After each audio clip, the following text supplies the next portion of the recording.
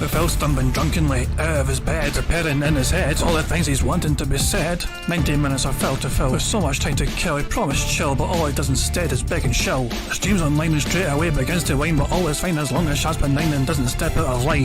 His content's immature for all to endure like fresh manure, but I feel sure he ran shooter feeling so insecure. The money he earned from yesterday was withdrawn and long gone, as Phil's spending impulse is always set to stay on. If supports are also slow and stays so low and fails to grow, you never know, the show may turn into an easy bingo. Once ticked off across the board with charge to what because his code can be ignored, just how much DSP makes us feel so bored. To help us fight or sleep and try to keep alert to watch a creep who play bingo, but Phil will bitch and why his sheep are also cheap. While DSP is chasing green, we're seeing green across the screen as Phil's routine predictability rivals a slow machine. He's snorting, burping, leaning, ban. It matters not if battery fun is shy, can't to see if hours make him feel less of a man. Takes a drink and starts his like before lunching into a big pretending there for bills when truth is there to buy a wrestling JPEG. Talks about his shitty life of college cat and fatty wife and all his strife of forgetting that it's done well and they were rife. With drama he will react but isn't act, that is a fact as he rehearsed to be exact in how he felt he was attacked. Teaches nearly over and awareness in sight with what to white despite thirds light that tips were not white. We'll say alright it is okay and now it's time for Phil to play, but first he'll say that tips will help from being off the other day. And with those words we win again, it's never if but always when the game is won. Thanks to that we made it to the very end.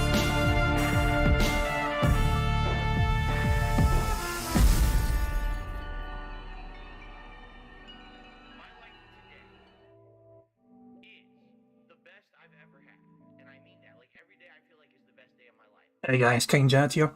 Welcome to DSP Bingo for what is today, Monday the 24th of January 2023. I do hope you're all doing well indeed. So, couple of things.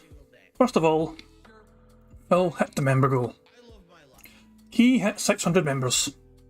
It happened on the evening stream, so Phil, you would think, would be in a good mood because yesterday was such an amazing day for support because he got gifted like 60 subs, 70 subs to hit his members goal. Wrong. Phil was in a pissy mood because he got a lot less tips than usual. This was one of the worst ever days I've seen for Phil to get tips. Both streams combined, he only got $54. So yeah, this was not a very good day at all for Phil Bonnell in terms of financial support, financial contributions. Not only that, every single day Phil gets gifted memberships, essentially a special one big massive member bomb. It keeps happening earlier and earlier and earlier in the month.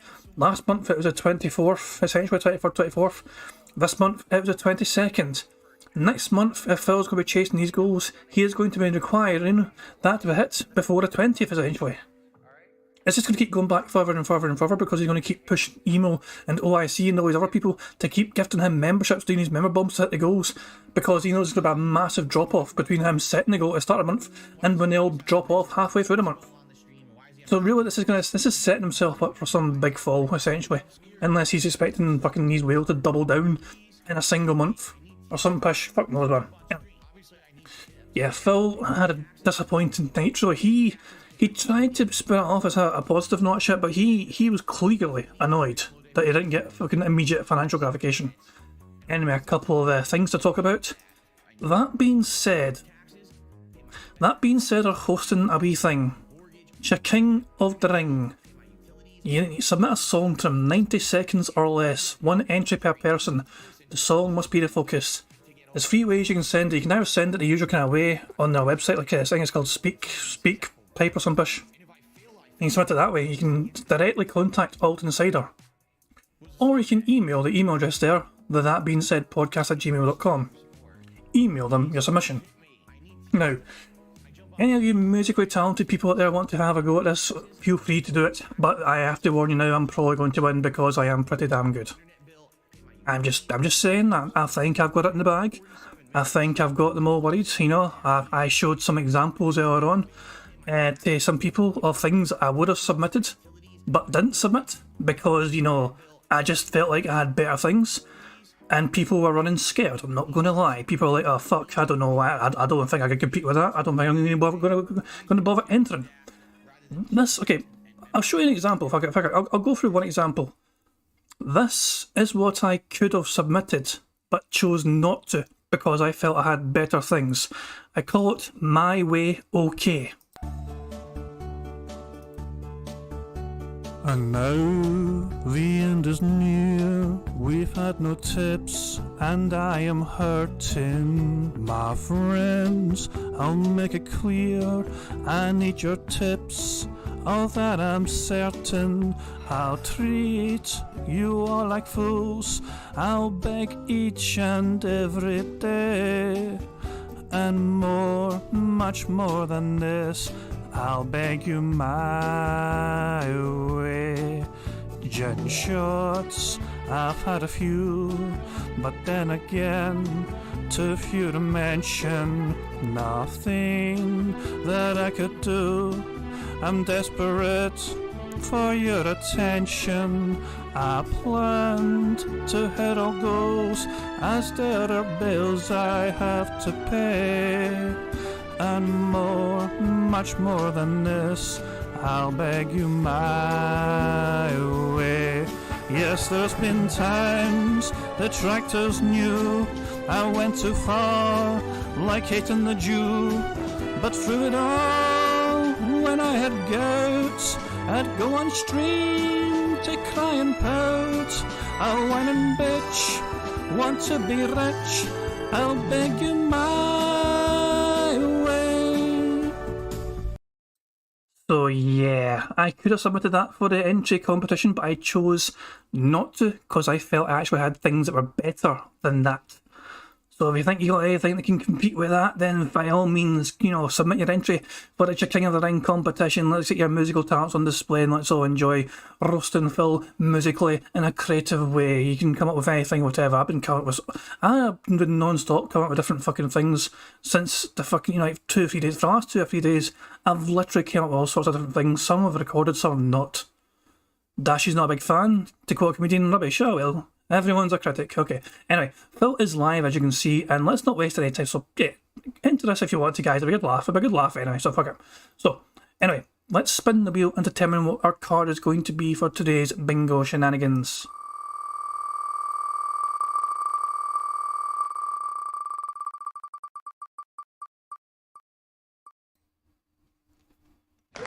Scat Talk.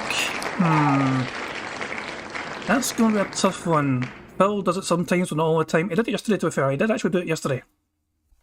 So, who knows? We need a number between 1 and 200.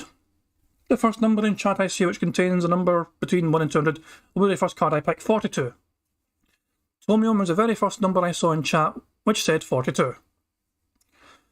Aidan K being very late to the party, also saying 42, trying to get in the 42 bandwagon, but Tomium was first by a mile, so Tomium's suggestion is the one we're going to use. Although it could just be a case of like delayed fucking lag chat thing, but Tomium was miles ahead from my perspective. And then Aidan's like, yeah, I think 40. I'm going to agree with Tomium here for it. Okay, the card on the left hand side is a bingo card we're going to use for today's shenanigans. Phil's to say good news, Twitter, him talking about drama, him saying business and him smacking his lips, then him burping, him saying sound good, him ignoring a troll tip, his chair creaking and him saying interactive. The third row is Phil scratching his stash, him saying that being said, shout out to that being said, him snorting, him standing up randomly and him clearing his throat. The fourth row is Phil pig-splaining something, him repeating the same point constantly. Let's be honest, those two can give me the same thing almost. Him saying tired, now, and him making a weird noise. And the final row is Phil saying update, Q&A, dead air, as in, you know, like, Phil having dead air, him doing scat talk, and him saying it meaningful. I actually think it's quite a decent bingo card today. I think it's quite a strong card, if you don't mind me saying so. Hey, player named Cake is off the DDM. Hope you have a good time, pal. Say hello to people for me. I don't think people are expecting me to fucking say hi, but fuck it. Yeah. I do hope everyone does well. So I'm saying there's plenty of options for you guys. As I'm saying, I'm never going to deny people the chance to go to another detractor stream, whether it's even about Phil or not. You know, as I said, there's Raw DSP Archive, there's a DDM Dark Days Mirror. There's also fucking. It keeps, you know, I've got it linked to my pinned tweet. You know, he keeps changing his fucking name. It's like Super Truffer these days. I think it's called Super Truffer. But he's got Steve Dead. He's got Fantastic Mr. Sam, Dark Side of Phil. They're all going to be on a stream and they're talking about Red Dwarf, so it's not even a detractor stream in terms of like talking about Phil. They're talking about the first season of Red Dwarf, a British comedy show from the late 80s, early 90s. And I would be there if I wasn't doing bingo, I'm not going to lie, because I fucking love Red Dwarf. So yeah, there's plenty of options for you guys, as I said, you know what I mean? So I'm never going to be upset about anyone wanting to go to another, restream or whatever, you know what I mean? As long as you're all doing well and having a good time. But yeah, this is a good, strong bingo card in my opinion. Is Phil live properly yet? No, he's not. But I'm going to save the card right now. Actually, I forgot to play the music. Hold on. There we go. Get that classic Meerkat music playing in the background. Okay, so I'll just save the card very quickly. There we go. And good stuff. Now, because Phil had such a poor day yesterday regarding tips, I think he'll be really pushing him today. And yeah, he's definitely going to be desperate for it. But yeah, as you can see, Phil's online. I'm just waiting for a dumbass to get back from doing whatever. He's going to use the restroom, and then we'll get set up and started apparently. Fucking ready for that. Anyway, I am going to run through the bingo rules and tell you how to fucking, the general rules. I go through it all the time anyway, but in case anyone's new, I like to go through them anyway. 25 snorts equals a free space on the bingo card. 50 snorts is another free space, it doubles up essentially. 10 burps is a free space, and 20 burps is also another free space, and so on and so on. If Phil gets 100 likes on his podcast before recording for gameplay and blows bubbles, that is also a free space for the bingo card. And if we get 100 likes on this stream getting 100 likes also gives us a free space. So you guys have the power to earn one free space. No pressure or anything, but if you want a fucking bingo victory, it could be the difference between winning and not winning. Everpe's asking, are you going to monetize us while you're in the loo, Jad? I don't need to go to the loo. I took care of that before starting stream because I'm a responsible adult human content creator. Yeah, I very rarely have to run to a little boys' room whenever I'm streaming because I usually take care of that shit before starting streams, It's just fucking weird that Phil can't hold it in, for fucking... Well, to be fair, Phil does stream, 5 hours? The first stream lasts like 5 hours, doesn't it, straight, although he usually does have 2 breaks sometimes. Because he has a break in between the day stream as well, doesn't he? For like fucking 10-15 minutes, doesn't he? It's kind of strange. He'll sometimes have a break as well before starting gameplay, and then he'll have another break in between the day stream. So yeah, he's got a fucking weird schedule, man. But yeah, enough about fucking Phil's fucking bowel movements, Jesus Christ. Anyway. So you guys all know the drill by now about Phil and the bingo cards and all that shit. If we get 25 out of 25, one of you guys can win a prize. I think this is literally the only detractor content that offers people money for watching his shite. So there you go. Fucking AI art is so fucking cursed, Jesus Christ. Anyway, I am going to turn Meerkat's music up so you guys can enjoy the music while we're waiting for Phil to come back from the little boys' room and get started. So, you guys, thank you very much for joining me today for Bingo. Remember, if you want to go elsewhere, that's perfectly fine as well. There's other detractor restreams, and there's also other, detractors doing other content. If you get sick of Phil and DSP stuff, Super Chuffer has got a Red Dwarf stream going on. It's pinned in the comments. I've got it pinned at the top of the chat, the comment section. So, you guys, I will let you guys enjoy the music, and yeah. Well, I'll talk to you again when Phil's going live. I care about nothing in life. Me! Human pieces of shit. Kill yourself. Me! I don't care about anyone telling me that I need to improve or change. Me! That's what this is all about and what it's always been. Me! I care about nothing in life. Me! Human pieces of shit. Kill yourself. Me! I don't care about anyone telling me that I need to improve or change. But let me tell you something. When your life is all positive instead of negative, it's a much better situation. And I can tell you that from personal experience. Look at my life now. I have a beautiful wife. I have a beautiful life with a family, right? Everything here is so much better than what I had before. Why? Because I'm a positive person. That's why. I never would have gotten to where I am today if I just sat there constantly being negative, being angry, being upset, being jealous, crapping on stuff, shitting on stuff, hating me. It's such a way, it's not a way to live. But these idiots actually do this and don't know that. I really have to think and I have to hope. These people just don't know better.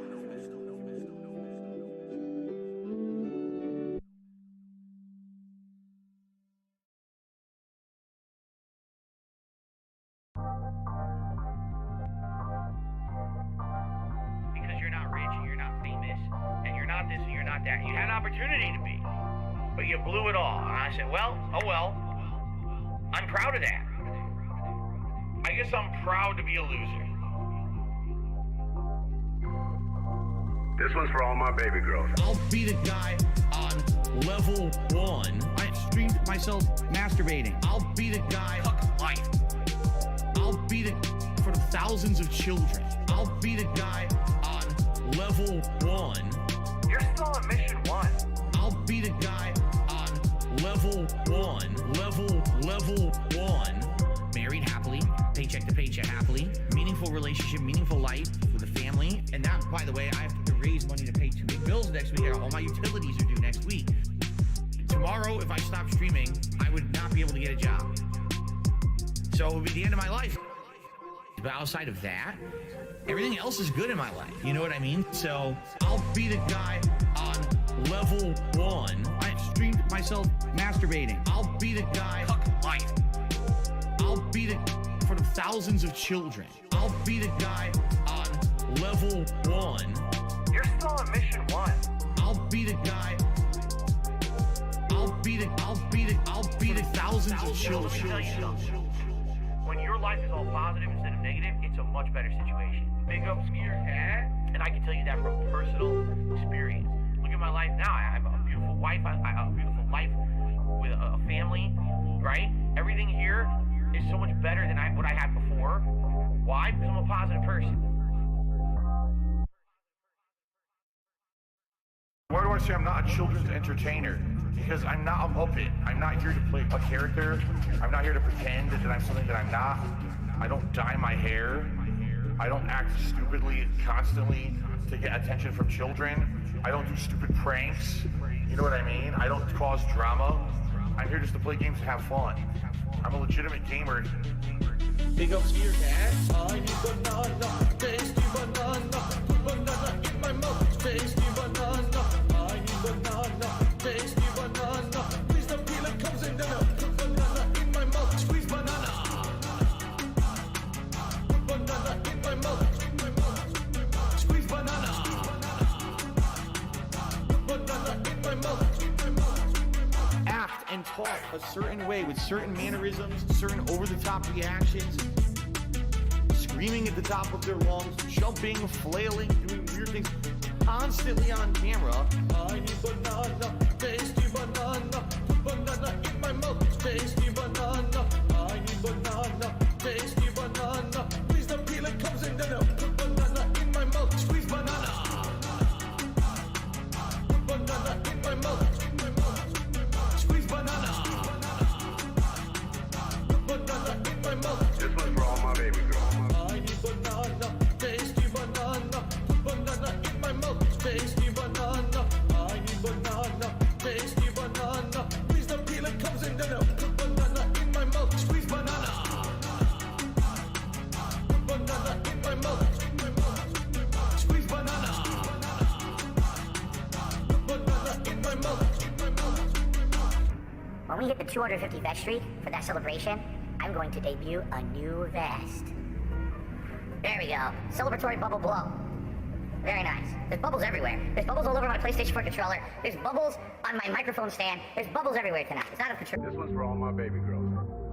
And it starts to click, you know, if someone just keeps saying sorry when they do something, they're not really apologizing, right? If apologizing isn't just words, it's I will not do this thing again because I feel bad about it.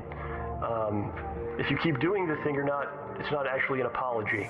You have no respect for people that are alive, for fucking people that are dead.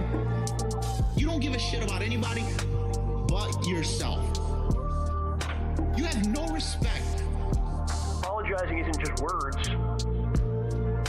You have no respect. Do you value money more than our friendship? But that's the way of them saying, we want nothing to do with Phil at all moving forward. Let's make up a bunch of shit or twist a bunch of shit to make him sound bad because everyone hates him now anyway on the internet. So let's make him look like the villain so everyone will believe it. and we'll just be washing our hands of the whole situation, and we never have to deal with him ever again. And you know what? Look what's happened. Literally, no one bugs them anymore. Nothing. It's all, they're completely washed. The hands are clean. You have no respect for people that are alive, for fucking people that are dead. You don't give a shit about anybody but yourself. You have no respect. Apologizing isn't just words. It's I will not do this thing You again have no respect. because I feel bad about it. He watches too much WWE. John starts getting text messages at 6 o'clock in the morning. That means it's like 2 o'clock in the morning there. So now, when you start reading them, you start looking at it, and it doesn't make any sense why he's even texting. And it's not even coherent. So you start wondering if the guy was, like, if he's been drinking and texting. I actually admitted this last year. I'll say it again. I actually do play some mobile games. I do. All right. The ones that I play are free to play or incredibly inexpensive. Like you spend $1 here or there to make progress. This one's for all my baby girls. Got me that. Gotcha. I love it. Got me that. Gotcha. It's a brilliantly tuned, but sadly, guys, I'm going to have to make sure the volume's lower because Phil's beginning his podcast right now. So, guys, you all know the drill. Tag me in chat in case I miss anything on the card. I don't try and miss things on the card. I just do sometimes because I am a stupid bastard. It is what it is. Can't be helped. Bugged bingo mechanics and all that jazz. 25 out of 25, the card means a full house, which means one of you guys going to prize in the chat. And yeah, 25 not free space, 10 bucks free space, 100 likes a fill, or here, free space. So, guys, good fucking luck. Here we go, and yeah, let's hope we can start off the week with a very robust full house. So yeah, fingers crossed. Here we fucking go. Also, fuck you, DSP. Good morning, everyone. Phil here, and welcome to the Level 1 podcast, where we're busy having fun down here on Level 1. Today is Monday, the 23rd of January, 2023. Of course, it is time for gaming goodness. It is time for discussion.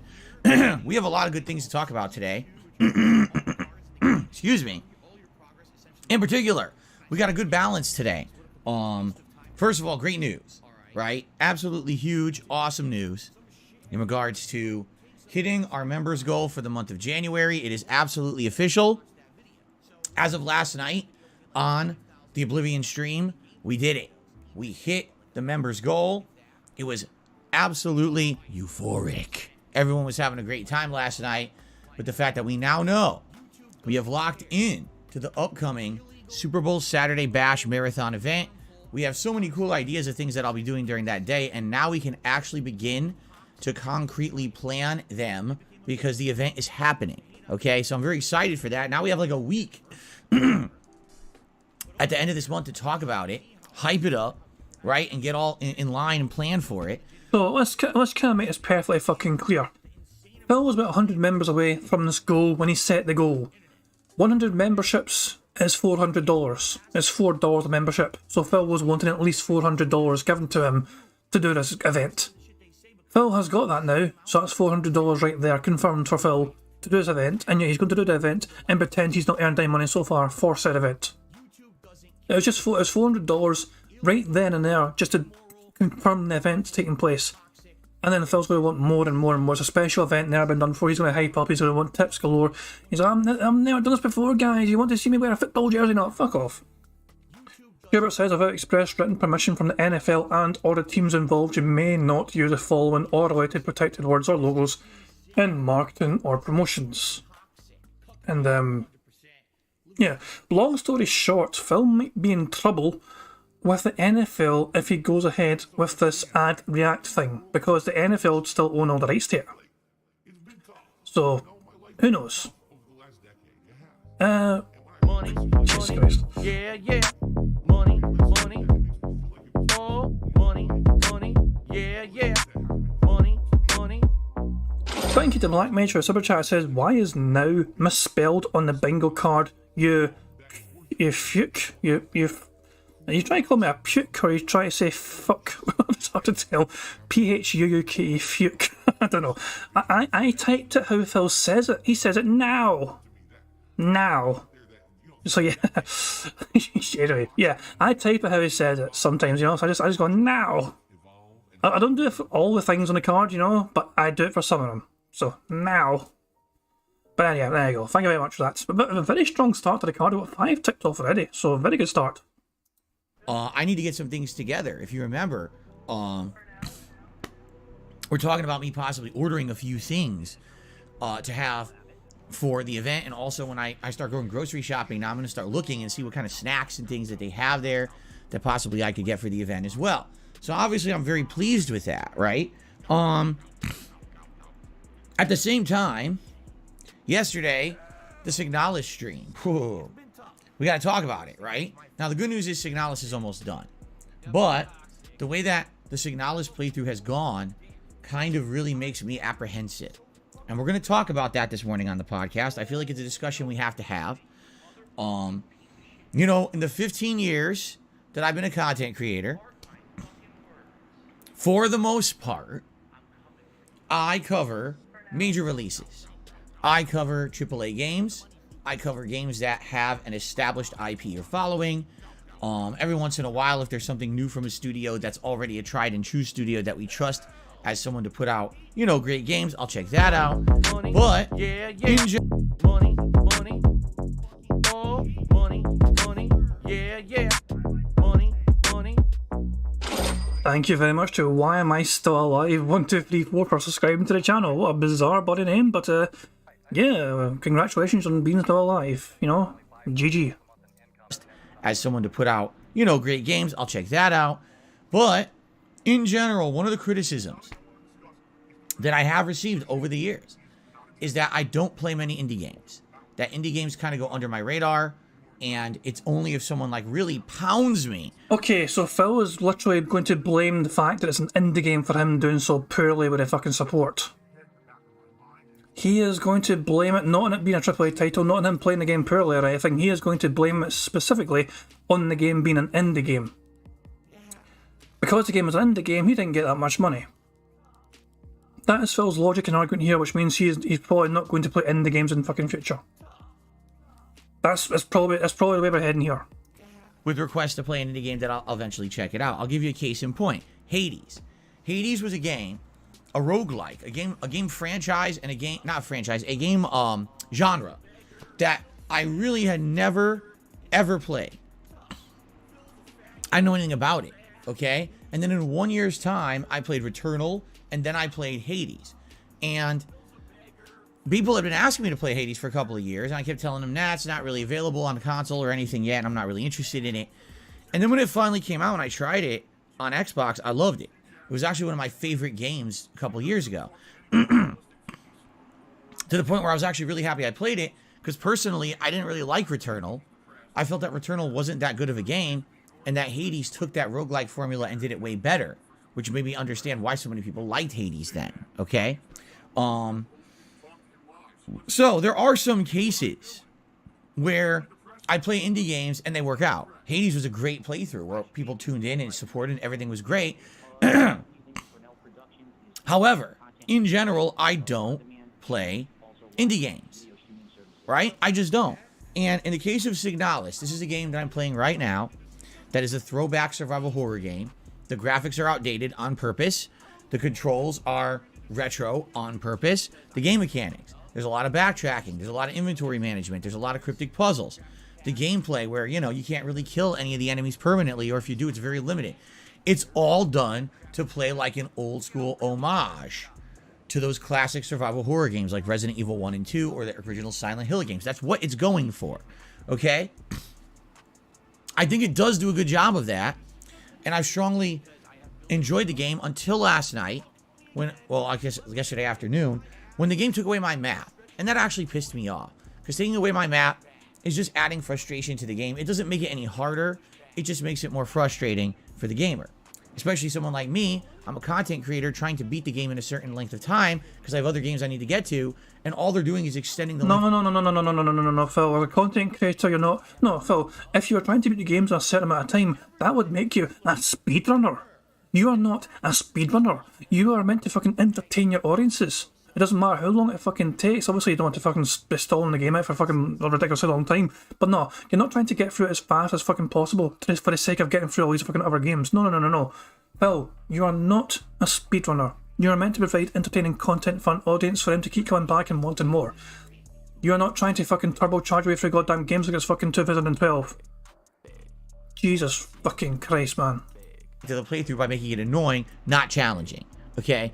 But that being said, in regards to Signalis, it started off strong. Like, you guys wanted me to play, and we're going to talk about this. It's going to be a segment. But, you know, you guys really wanted me to play it. I started. Money, oh, money, yeah, yeah.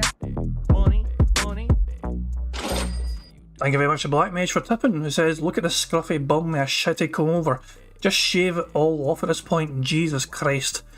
Yeah, whenever I see Phil's hair, I always want to play this every fucking time I see his hair, but I use it sparingly. But because you mentioned his fucking hair, go back to Supercuts and get your $5 back, jabroni! Oh no! I just had to.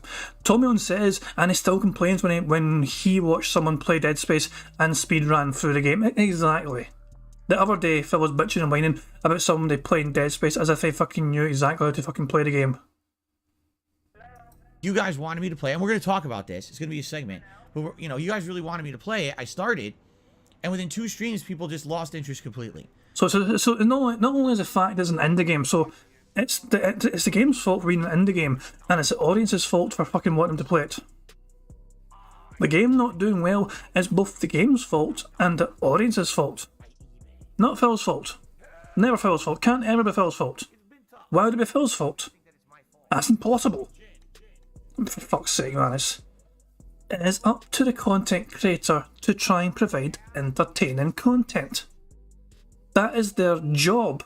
Quite literally, in Phil's case, this is his job, to try and entertain his audience. Now, I have seen content creators take the most randomly fucking mundane games and turn it into something meaningful, turn it into something amusing, turn it into something worthwhile.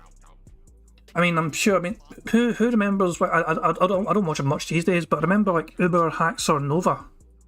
That fucking wee random nutter. One of the creatures. He played a whole bunch of random games in the fucking past, and he still found a way to try and make them somewhat entertaining. You know? So he played some big games as well, of course, you know what I mean? But the fact of the matter is, he was quite varied with the games he played. Sometimes he'd play himself, sometimes he'd have a friend playing with him, and it was usually quite an entertaining stream. He was a very entertaining content creator because he could take any game and still try and make something out of it. Yeah, yeah. Money. Oh, money. Yeah, yeah. Money. Thank you, Darius, for subscribing to the channel. Appreciate it. But yeah, as I'm saying, though, it's up to the content creator to try and make the most of what they've got at their disposal. And Phil just doesn't do that because, for him, the game's meant to be entertaining, not him. People stopped showing up, stopped engaging, like they're not even talking to me when I'm playing the game anymore, and definitely stopped supporting. Yesterday's Signalis stream, outside of the fact that there was a member bomb on the Level 1 podcast, which I now consider almost a separate show from the gameplay portion of my first stream, and besides the fact that I got my daily contribution from 1 Minute Man, who's here pretty much every day to contribute, I made $2 on the Signalis stream yesterday. You understand? $2. This is misleading. I'm sorry, Phil, but this is misleading. You cannot just fucking pretend that 1 Minute Man's contributions do not count whatsoever. You did not get $2 fucking dollars yesterday. You got you got $33 in a day stream. Although it doesn't count the day stream's contributions, like in terms of the podcast. He's actually separated the podcast contributions from the game. That whole AM stream saw Phil earning $33 in total, podcast and gameplay combined. Phil has somehow turned this into $2 because he has omitted 1 Minute Man's usual contribution, and he's also just randomly fucking ignored the fact that he got $12 given to him on the, was it $12 or $10 given to him on the podcast? Ah shit, D-Dog says that YouTube banned the Red Dwarf stream. That's fucking terrible. The show's like 30 fucking years old. The fucking beefs with Jesus Christ, man. It's no fucking fair. That's shite, man. I'm annoyed about it. I was definitely going to watch that later on. That's so annoying. Anyway, that's completely derailed my fucking concentration. Sorry. But, you know what I'm saying? No, Phil has completely moved the goalposts here and what he earned yesterday. He earned $33 in a day stream. He has turned that into $2. I made $2 on the Signalis stream yesterday. You understand? $2. Two people said, here, I'll toss you $1, and it wasn't even related to the game. It was just, hey, I'm just here. Here's $1. You see? The funny part is, I didn't even know what Signalis was. You guys told me about it, and you guys voted for it. So, if anything, now what you're seeing is a situation where you understand why usually I don't play indie games. All right? I'm not saying that indie games aren't great. They are. And in fact, there's certain cases where indie games have the ability to break through the barrier and actually get mainstream attention and actually become popular and get noticed for being great. There's been many indie games that I played over the years that I've really enjoyed. For Midnight Fight Express, notably last year, a game that almost no one knew about. When I played it, I freaking loved the game. Wasn't Stray an indie game? That was one of his games of the year, wasn't it, Stray? I'm pretty sure that was kind of an indie game as well. The problem is not the fucking game, Phil. The problem is you. It was one of my favorite games of the goddamn year, right? But 9 times out of 10, I'm going to miss an indie game. Why? I don't hear about it. I don't know about it. And I'm usually busy with other mainstream games, correct? That's my niche. My niche is covering the big ones, going back and playing games that I missed, or kind of covering the in-between, sometimes doing retro playthroughs and throwbacks, right? That's what happens. And basically, the situation I'm in here is I'm now committed to playing Signalis because I've now played it, you know, for over 8 hours. I think I'm 8 hours in now, correct? Yeah, I'm 8 hours into the game. Well, the videos on YouTube aren't getting any views. And just to give you some perspective, yesterday Signalis was my main gameplay stream. Those videos have been live since roughly 4 or 5 p.m. yesterday. One of them has 175 views. One of them has 200 views. One of them does have 300 views, but the reason it has 300 views is because it was the last video, and always the last video I upload in this segment gets a boost of views.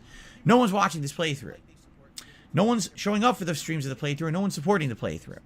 People don't care about Signalis, all right? Sad. Why? I like the game. I overall do like the game. I understand what they're going for.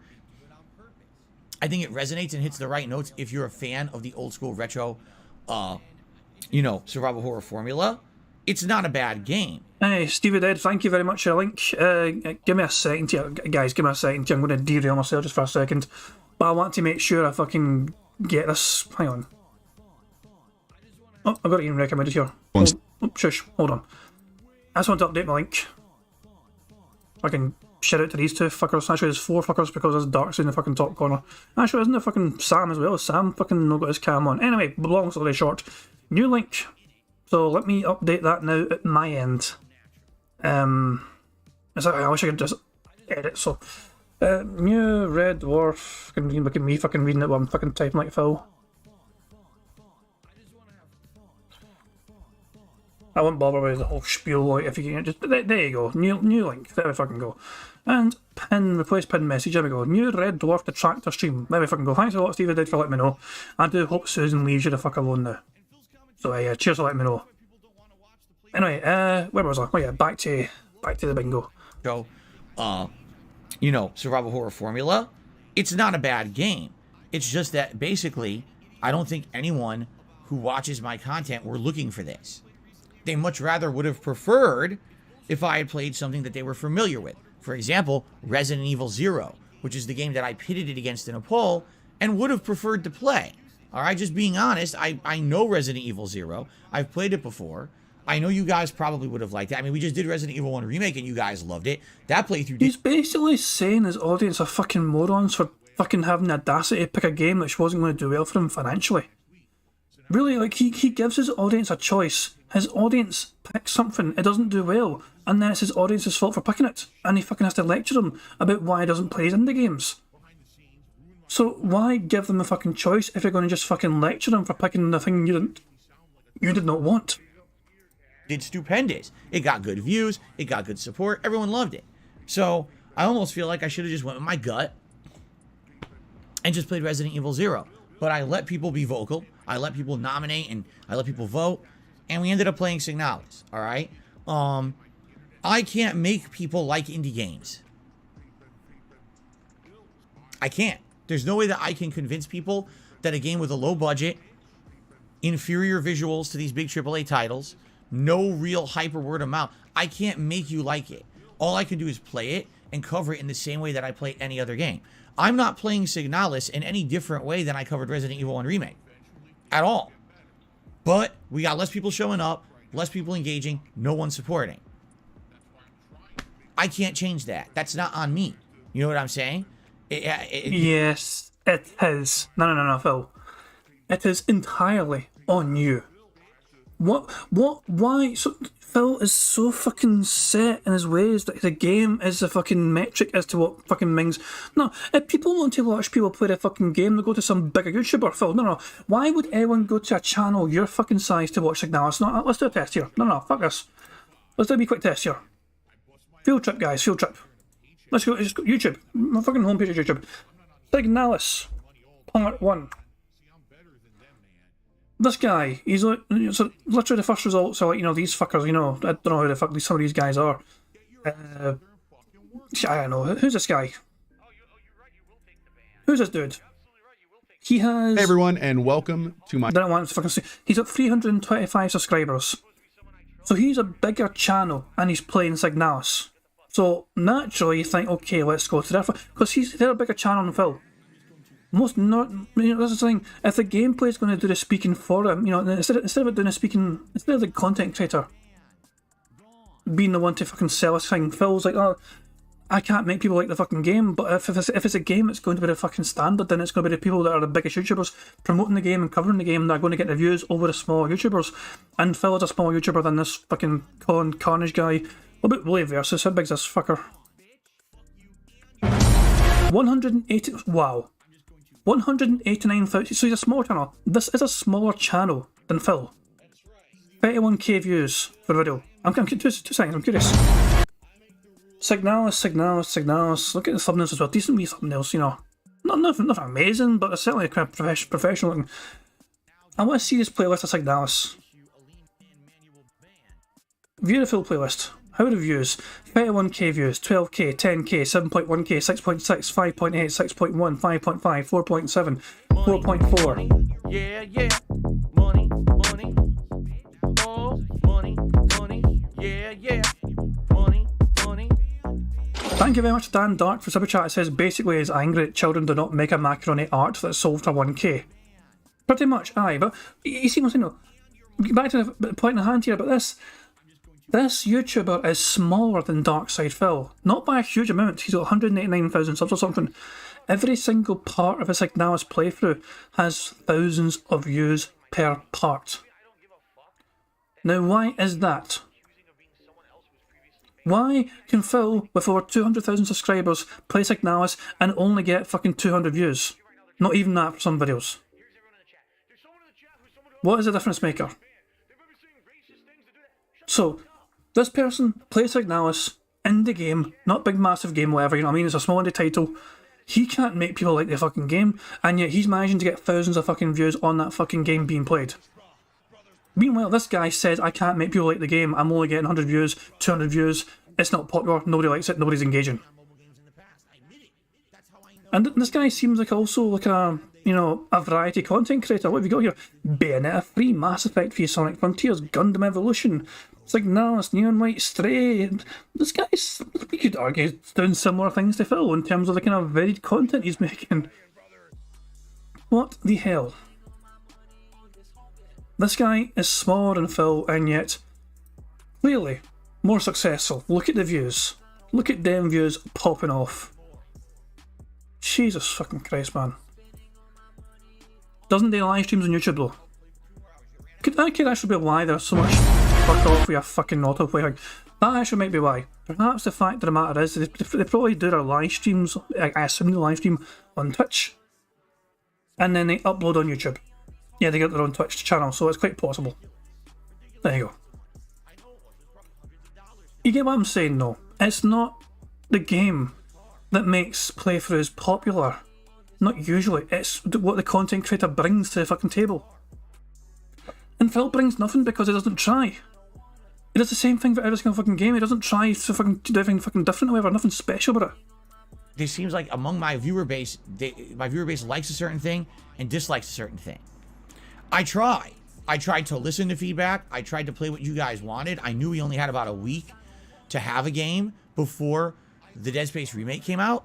You know what I'm saying? So we're in a situation here where I don't think that there was a right or wrong way to do it. Because if I had played Resident Evil 0, you would have had people complaining, why did I play 2 Resident Evil games back to back? And why didn't I listen to the fans? Right? This is the double-edged sword of being a content creator. All right? Is that sometimes you will play games and they'll resonate, and sometimes you won't. Sometimes it's shocking. Sometimes you'll play a game that you didn't think was going to resonate, and it does. This is a case where for some darned reason that I... Shut up for fuck's sake and let's go 1.25 speed. Normal fill speed is fucking obnoxious. Can't really explain. Signalis has not resonated with you as an audience, all right? And it's funny because I read various different opinions on it, and some people are like, well, the thing is, because the game looks so outdated or whatever, it's hard to really get into it. I don't understand that. We just played Resident Evil 1 Remake. That game certainly isn't, by modern standards, great. At the same time, I understand it's a remake. They did make better graphics or whatever for it. This isn't the original PS1 version. Maybe if I played the PS1 version of Resident Evil 1, people wouldn't have cared as much. I don't know if that's what it is or not. Maybe, you know. It could just be no one knows what the game is, and because of that, they don't want to give it the time of day. I don't know. I really don't know. I can't really explain it, but what's funny is it seems like the consensus of people who be leaving comments is this game just isn't fun to watch. Okay, I guess. You know, again, it's weird to me because it's very similar to Resident Evil, right? With its gameplay style, having to avoid enemies because you have limited ammo and they come back anyway. It has this building sense of tension in the plot, and you keep uncovering new logs that explain different things about what are these robots, what happened to the robots, etc., right? Like, I could keep going on and on about how it's very, very similar to Resident Evil, and now, actually, we're in a part of the game that's very, very Silent Hill-esque, and you guys seem to love Silent Hill. Any Silent Hill game I played over the years usually did really well with viewers and with everything. So, is it just that it's trying too hard to be like the classics? I don't know. Again, personally, I don't dislike it at all. I liked it. The only real major complaint I've had about it is when they took away my map, and I couldn't keep my bearings anymore. And because of that, I'm running in circles. I don't know where to go. It's wasting time. It's padding the length of the playthrough, for sure. It's very annoying in that regard. But I think we're almost at the end of that point in the game, and maybe we'll move on to a better point soon, I hope.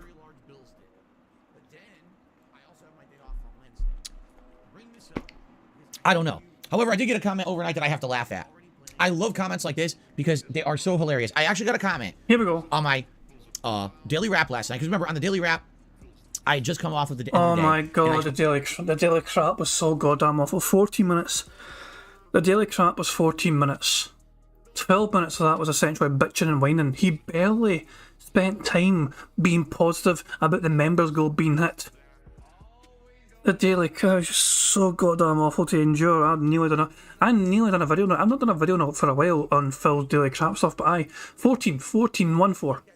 Still, 14 minutes and 12 of those minutes were Phil being negative about his situation, so he barely got any tips. The game's getting low. Okay, Phil, what was the comment? Explained to everyone for the first time that Signalis isn't doing well. And of course, all the haters, which I knew they would, piled on the video, they downvoted it, and they fucking clipped it and said, oh, look, Phil's being negative about it, fucking idiots. You know, because me being honest is me being negative. I have to sugarcoat everything and always be 100% positive, or else somehow I'm being toxic and negative, even though... Well, you don't have to bring up at all. Look, it's not anyone's fucking business how you fucking feel the stream went financially.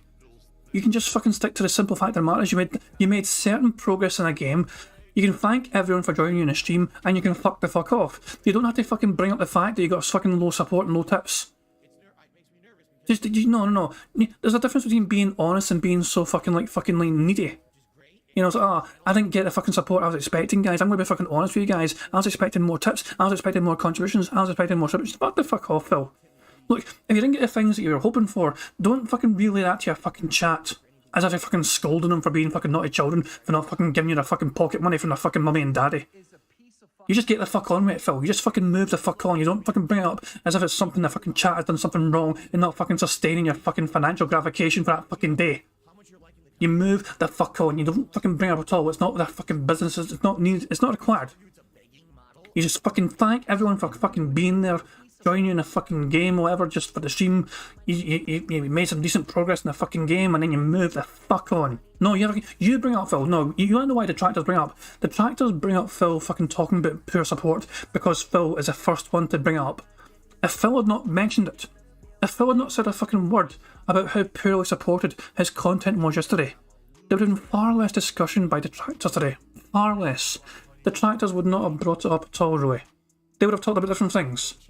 They would have talked about anything else, really. They might have mentioned it very briefly as a slow day for Phil. But the fact of the matter is, detractors work off what Phil provides them. The things he says and does is what feeds detractor content.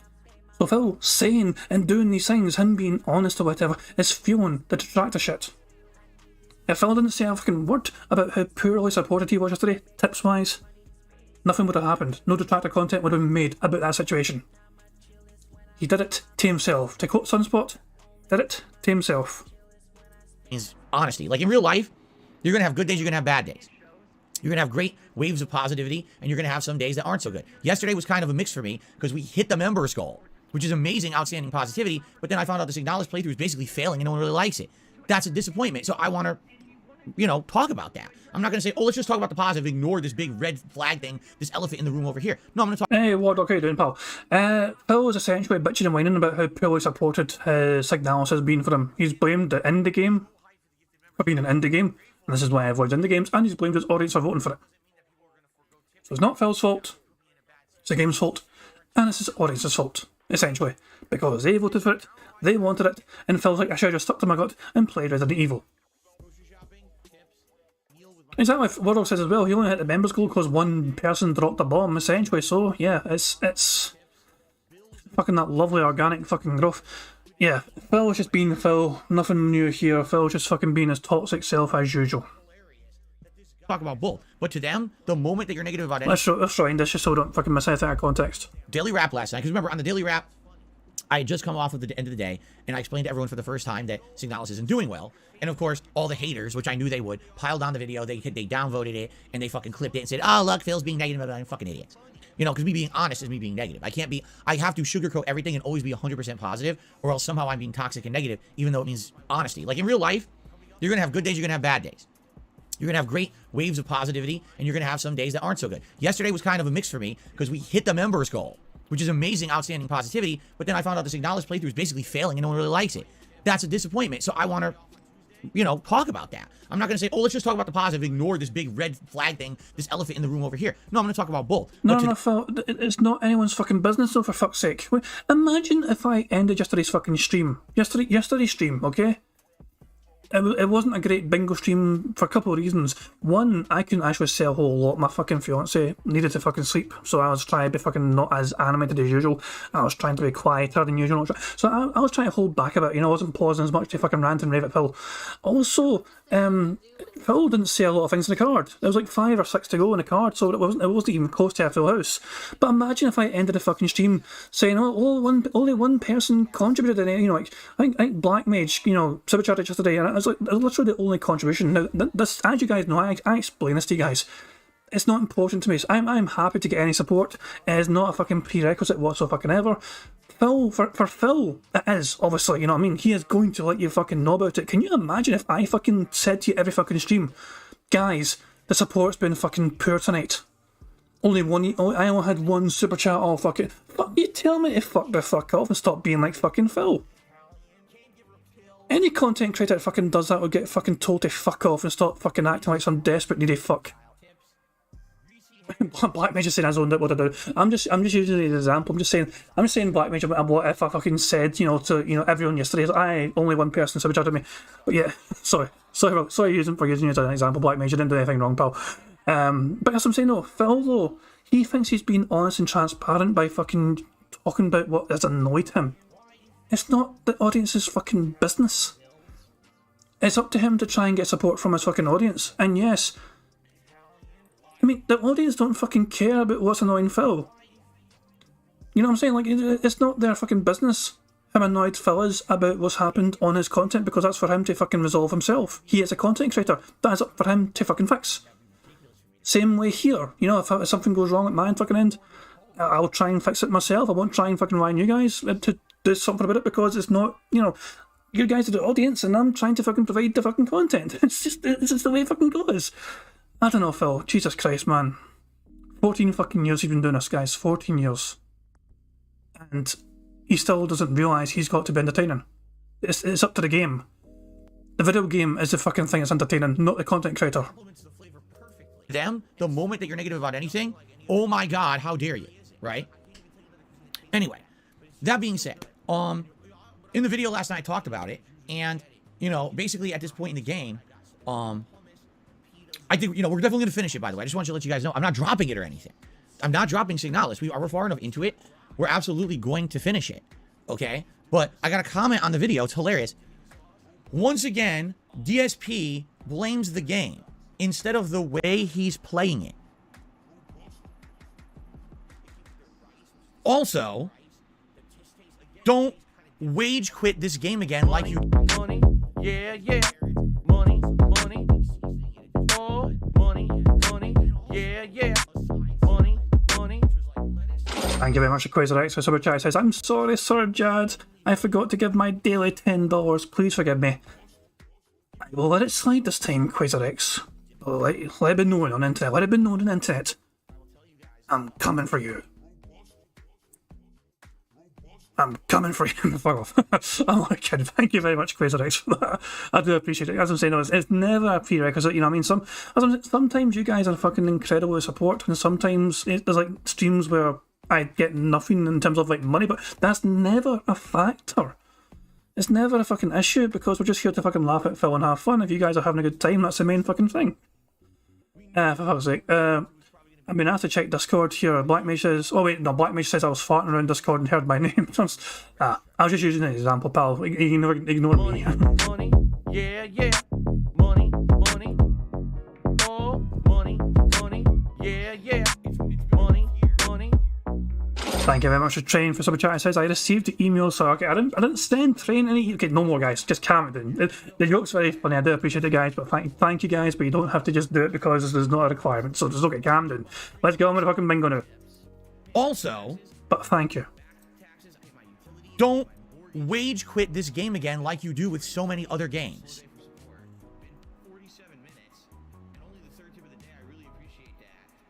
There must be a pocket universe. This is my theory. Now bear with me. I do believe there's a pocket universe next to ours, okay? And in this pocket universe, these comments maybe stand true, because the thing is, these comments happen all the time. They're common comments on my content. And I read them like, let's analyze this piece by piece. The reason people don't like the Signalis playthrough is the way I'm playing the game.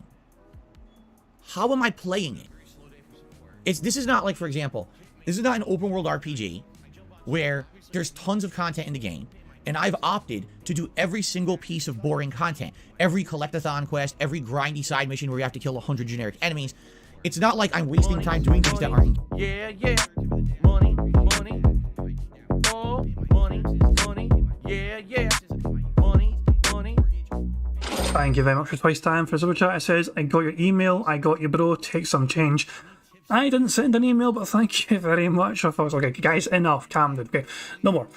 I was trying to make a point, I wasn't trying to fucking hit. I'm not Phil. Can't thank you, but let's just get on my bingo. But guys, thank you very much again, but anyway. Every grindy side mission where you have to kill 100 generic enemies. It's not like I'm wasting time doing things that aren't engaging. Literally, there's nothing to do in the game that's side content. You have to solve every puzzle.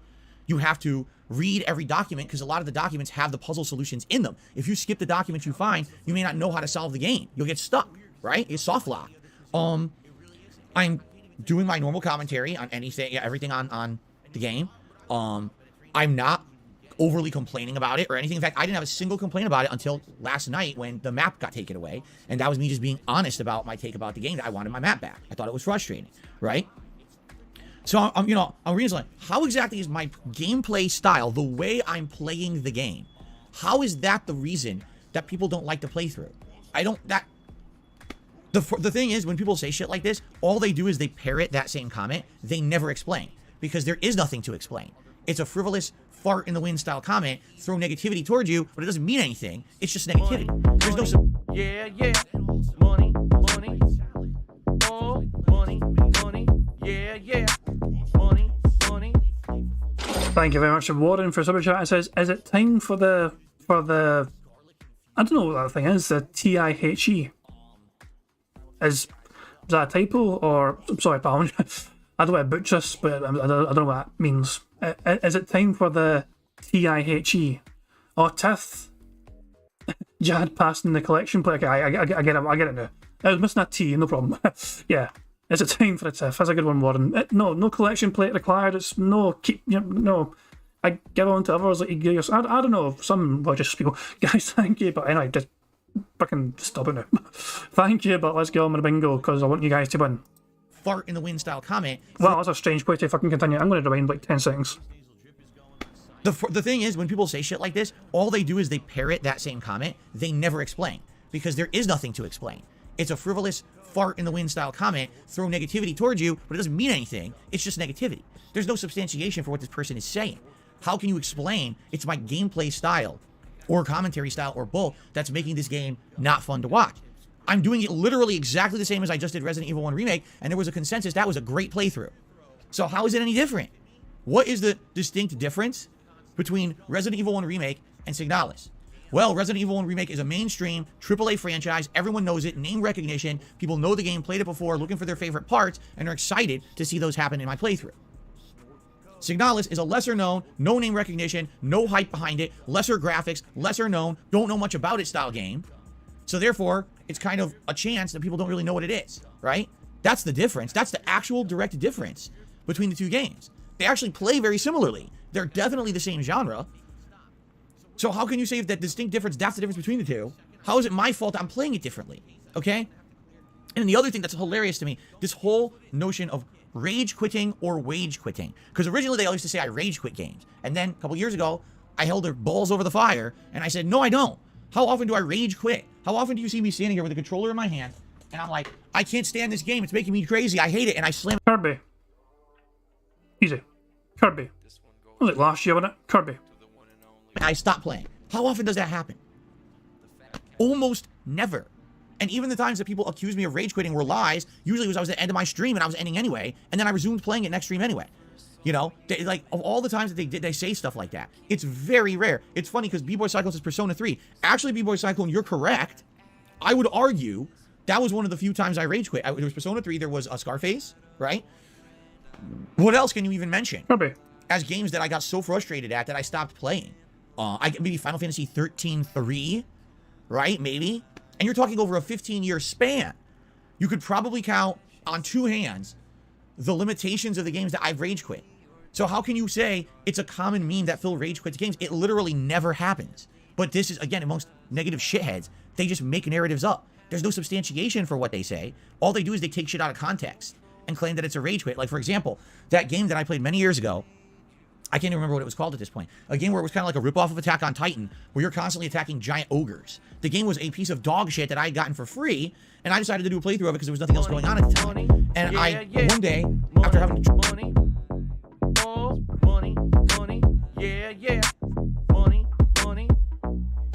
Not you too, Kyle. Thank you very much, Kyle Denson, for super chat. It says I too received your email.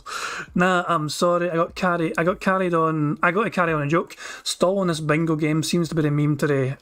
Jesus fucking Christ. No. Thank you very much. I do appreciate it. At the same time, thank you, but Phil's... This is annoying because it's funny because Phil is annoying the crap at me right now with his fucking, bullshit fucking excuses to why his playthrough is not doing well. Either the game's fault is at fault here or his audience is at fault. But I just showed you 10 minutes ago, I showed you a smaller content creator, 189,000 subscriber strong content creator on YouTube. Every single part of his fucking playthrough of that game has thousands of views per part. Smaller YouTuber. Every single part. And it's like 45-minute long videos. It's roughly the same amount of time per part as Phil's content, you could argue. And yet, his playthrough seems far more popular, for whatever fucking reason, than Phil's garbage. So, I mean, what's the secret to their success compared to what's Phil doing wrong that person's doing right? Who fucking knows?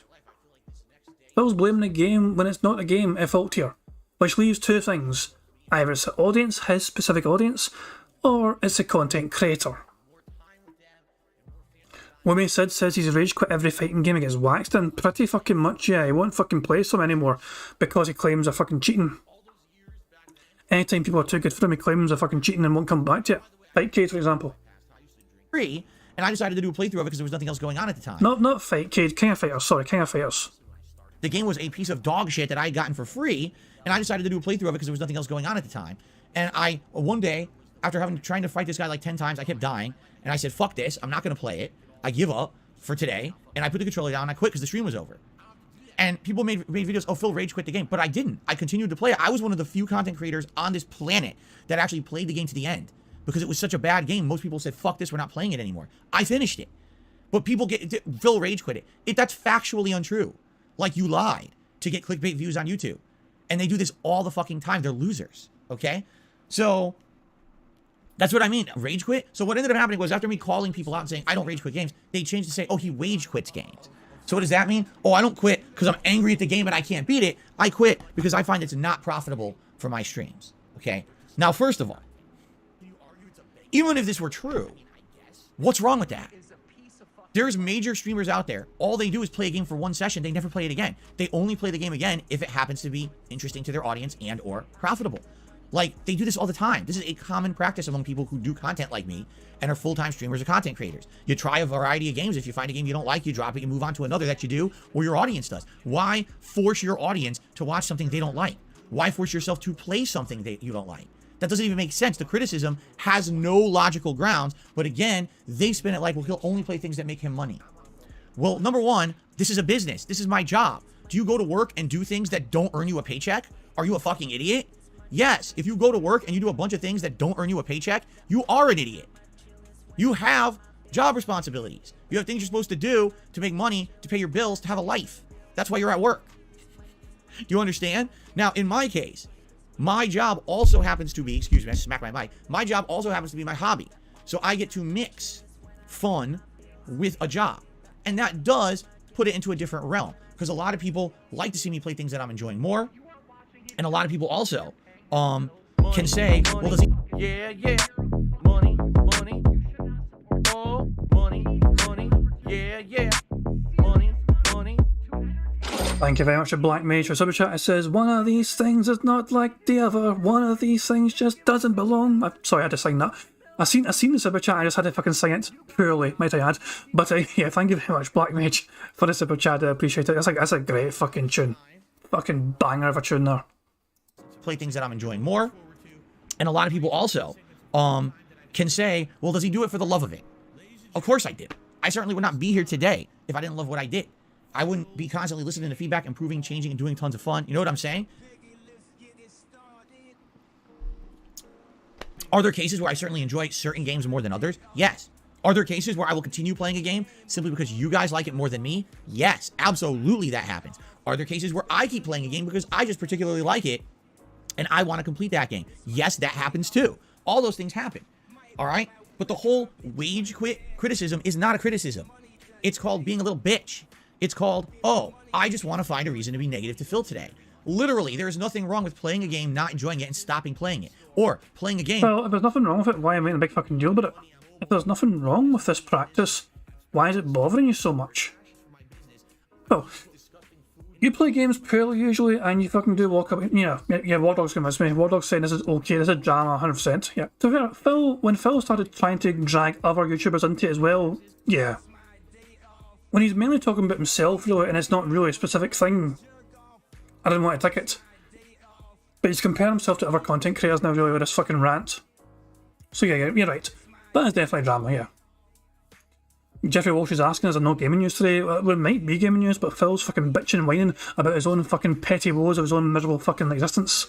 We've not gotten to fucking gaming news yet because Phil's too busy fucking bitching and whining about him playing an indie game and not getting that much fucking support and tips. So now he's blaming his audience, he's blaming the game, he's blaming everyone else apart from him. It's not his fault. It's never his fault. It's never going to be his fault.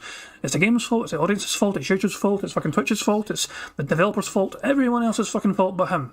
Never him. Never going to be him. Seeing it's not resonating with your audience when it's your job to entertain your audience and deciding I don't want to continue with it. There's nothing... No, Phil, I need you to rewind that because you're fucking just contradicting yourself here. Hold the fuck on. Alright? But the whole wage quit criticism is not a criticism. It's called being a little bitch. Say it again, It's Phil. called, oh, I just want to find a reason to be negative to Phil today. Say it again. Literally, there's nothing wrong with playing a game, not enjoying it, and stopping playing it. Or playing a game, seeing it's not resonating with your audience when it's your job to entertain your audience and deciding I don't want to continue with it. Yeah, yeah. Money, money. Oh, money, money. Yeah, yeah. have had enough of Phil. He literally is now saying it's a content creator's fucking responsibility to entertain an audience. He blamed the game before for it not doing well. And right now he's saying it's oh my fucking god, why the fuck does he contradict himself every fucking time? Sometimes it's within the same fucking sentence he has contradicted himself. The game is meant to be entertaining content. That's what Phil said earlier on. Phil's blaming the game for not entertaining the audience.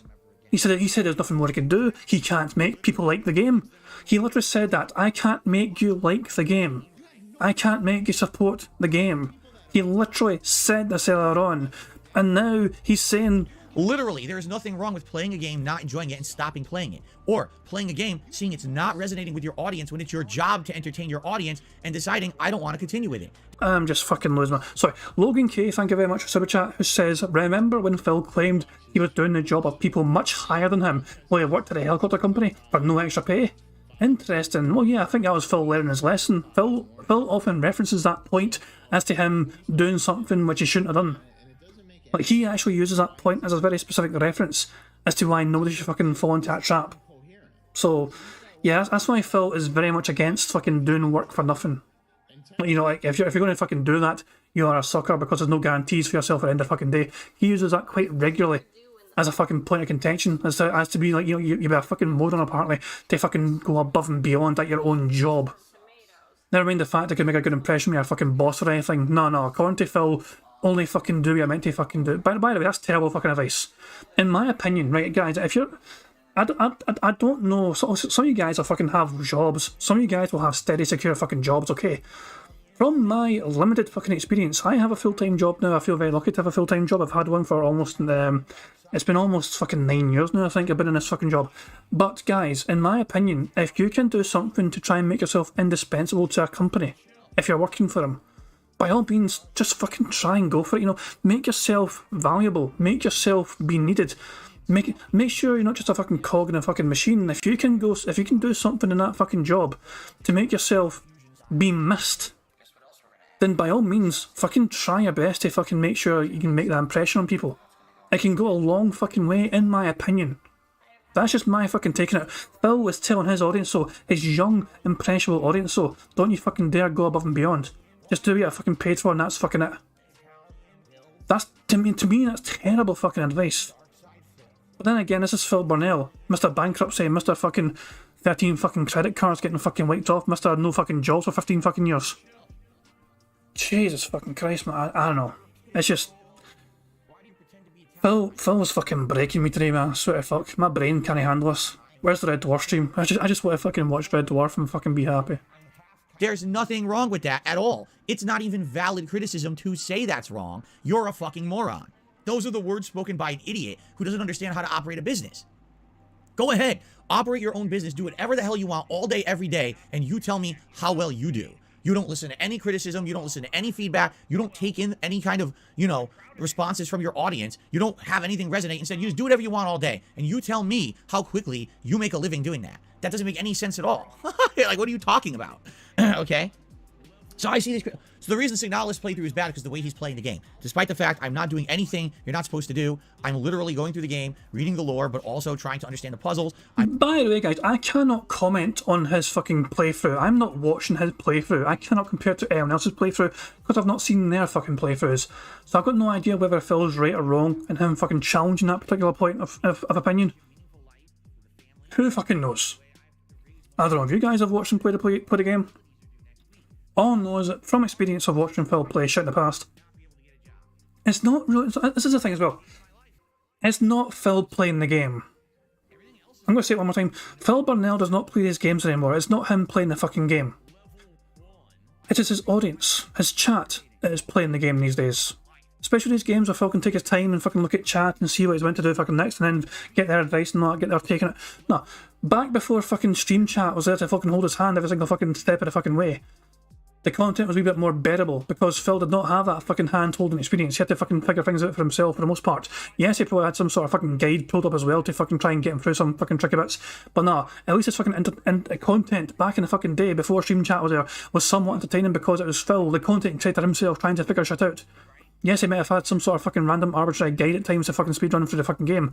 But no, still, it was up to Phil and his fucking wee fucking 2 brain cells rubbing together like fucking sticks trying to make fire.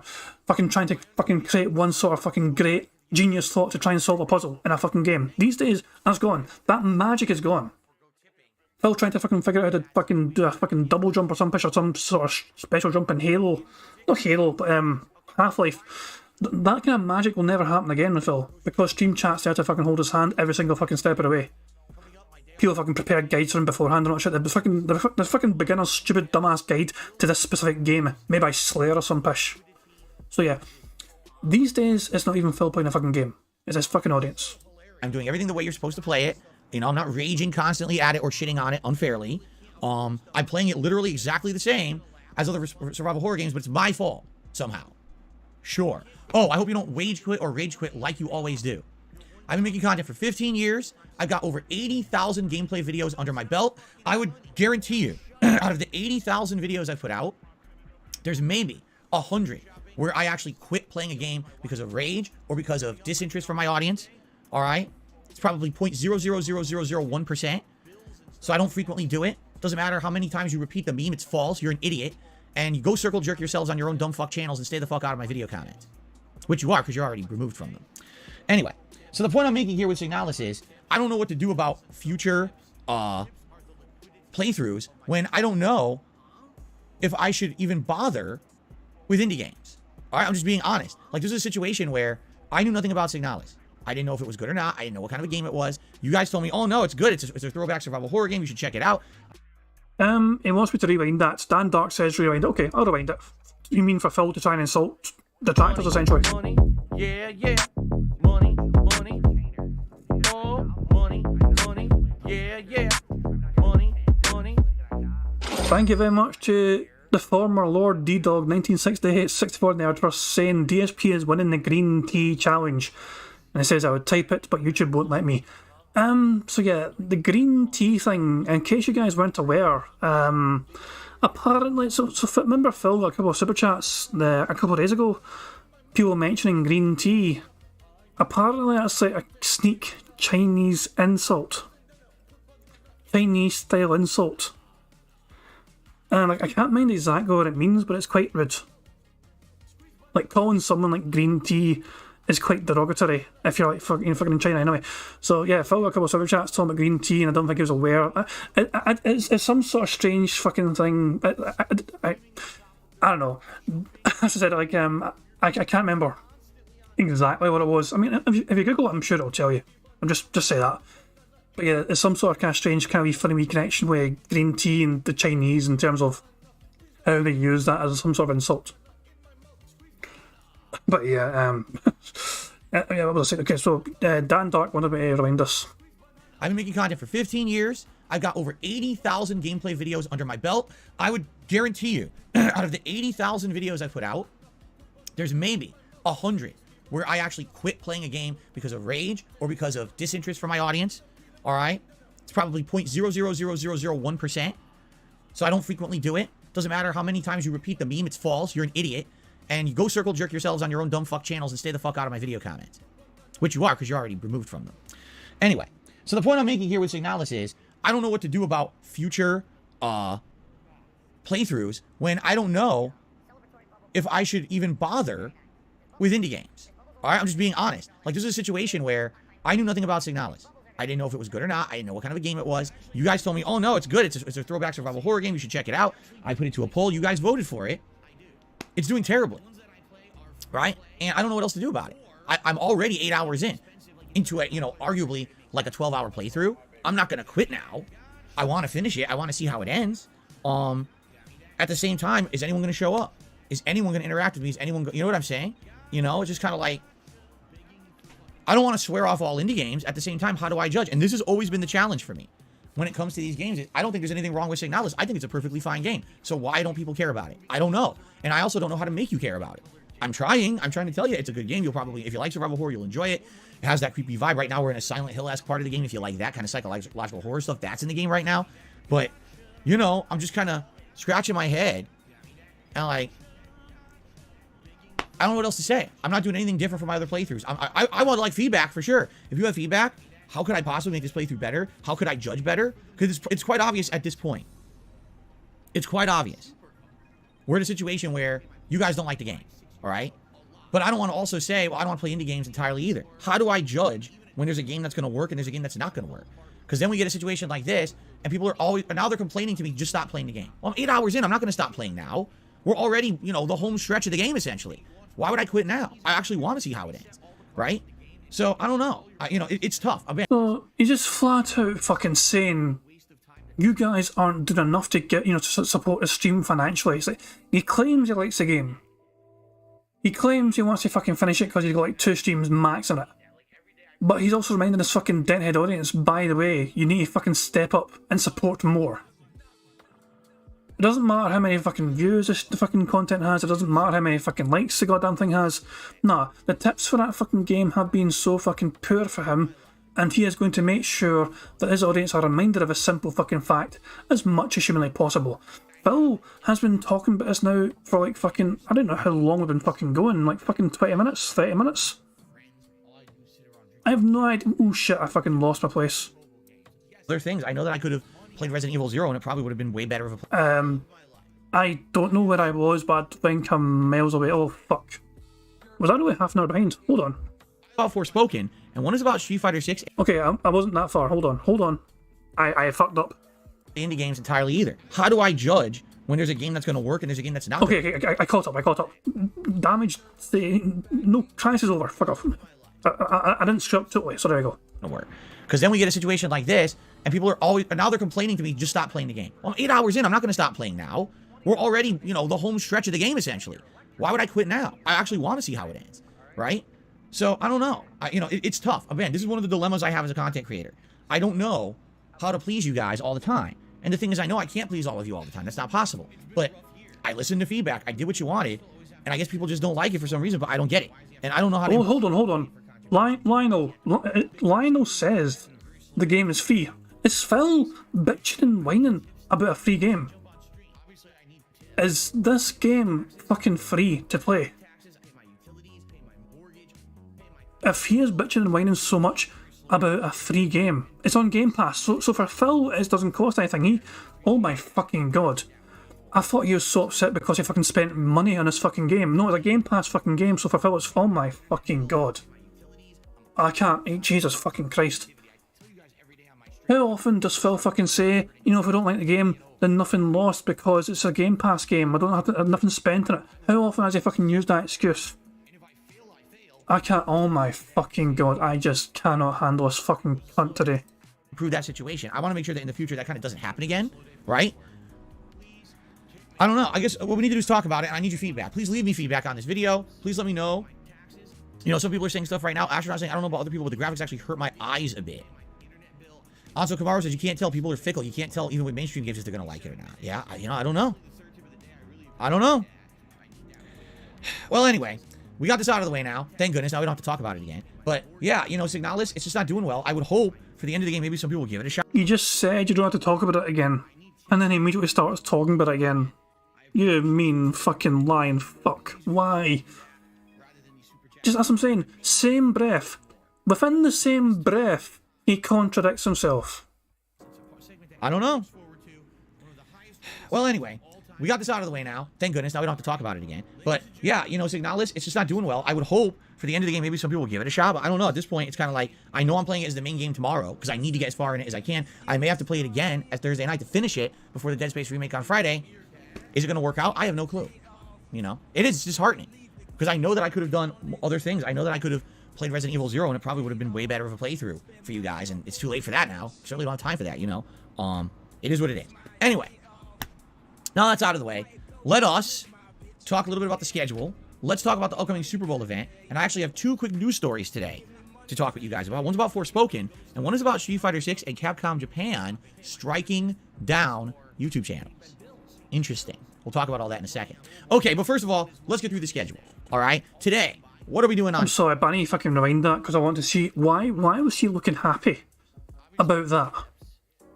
Capcom Japan striking down YouTube channel. Why is he looking so smug and happy about fucking YouTube channels that are not his getting struck down? What a sadistic motherfucker, man. He's like fucking thinking, yes, this is potential competition that's getting struck down. Fuck those guys. It's not me, so who fucking cares? Why is he looking like a smug prick about the situation? Interesting. We'll talk about all that in a second. Okay, but first of all, let's get through the schedule. All right? Today, what are we doing on stream? Well, first of all, we've got a continuation of one. Yeah, yeah. Money, money. Oh, money, money. Yeah, yeah. Money, money. Thank you very much to Black Mage for Super Chat. It says, who do I bill for the last hour of my life? That's no problem. The next time Give More Blood is doing a stream, you go into Give More Blood stream, you go to his chat, you type in !FBI, and then you wait for the sound clip to play, and then you fucking demand your money. So that's where you get your refund from. What are we doing on stream? Well, first of all, we've got the continuation of One Piece Odyssey. Oh no. Say it ain't so. No, it is. It's today's main stream, but there's some good news here. All right, there is some good news. So listen, we're finally finishing Alabasta. All right, Alabasta is the first area of the game. For some odd reason, the game developers decided to make it 15, okay, I take that back, about 12 hours long. I don't know why. That's the craziest pacing I've ever heard in a game. That the first area of the game will be 12 hours long out of a 30-hour game. Like, how did you think that pacing was acceptable? Right? Because now from what I'm to understand, after we finish up Alabasta, we're going to go back to the main plot for a little bit. Okay, hold on. I'm going 1.5 because Phil is annoying me too much today. I want to get through it as fast as I can now because Phil is pissing me off. We're going to go to the next area of the game, which is another... Hold on. Did not mean to fucking go full stream. Plotline from the One Piece universe that these guys have been through. And these other plotlines are much shorter. Like maybe like 5 hours each.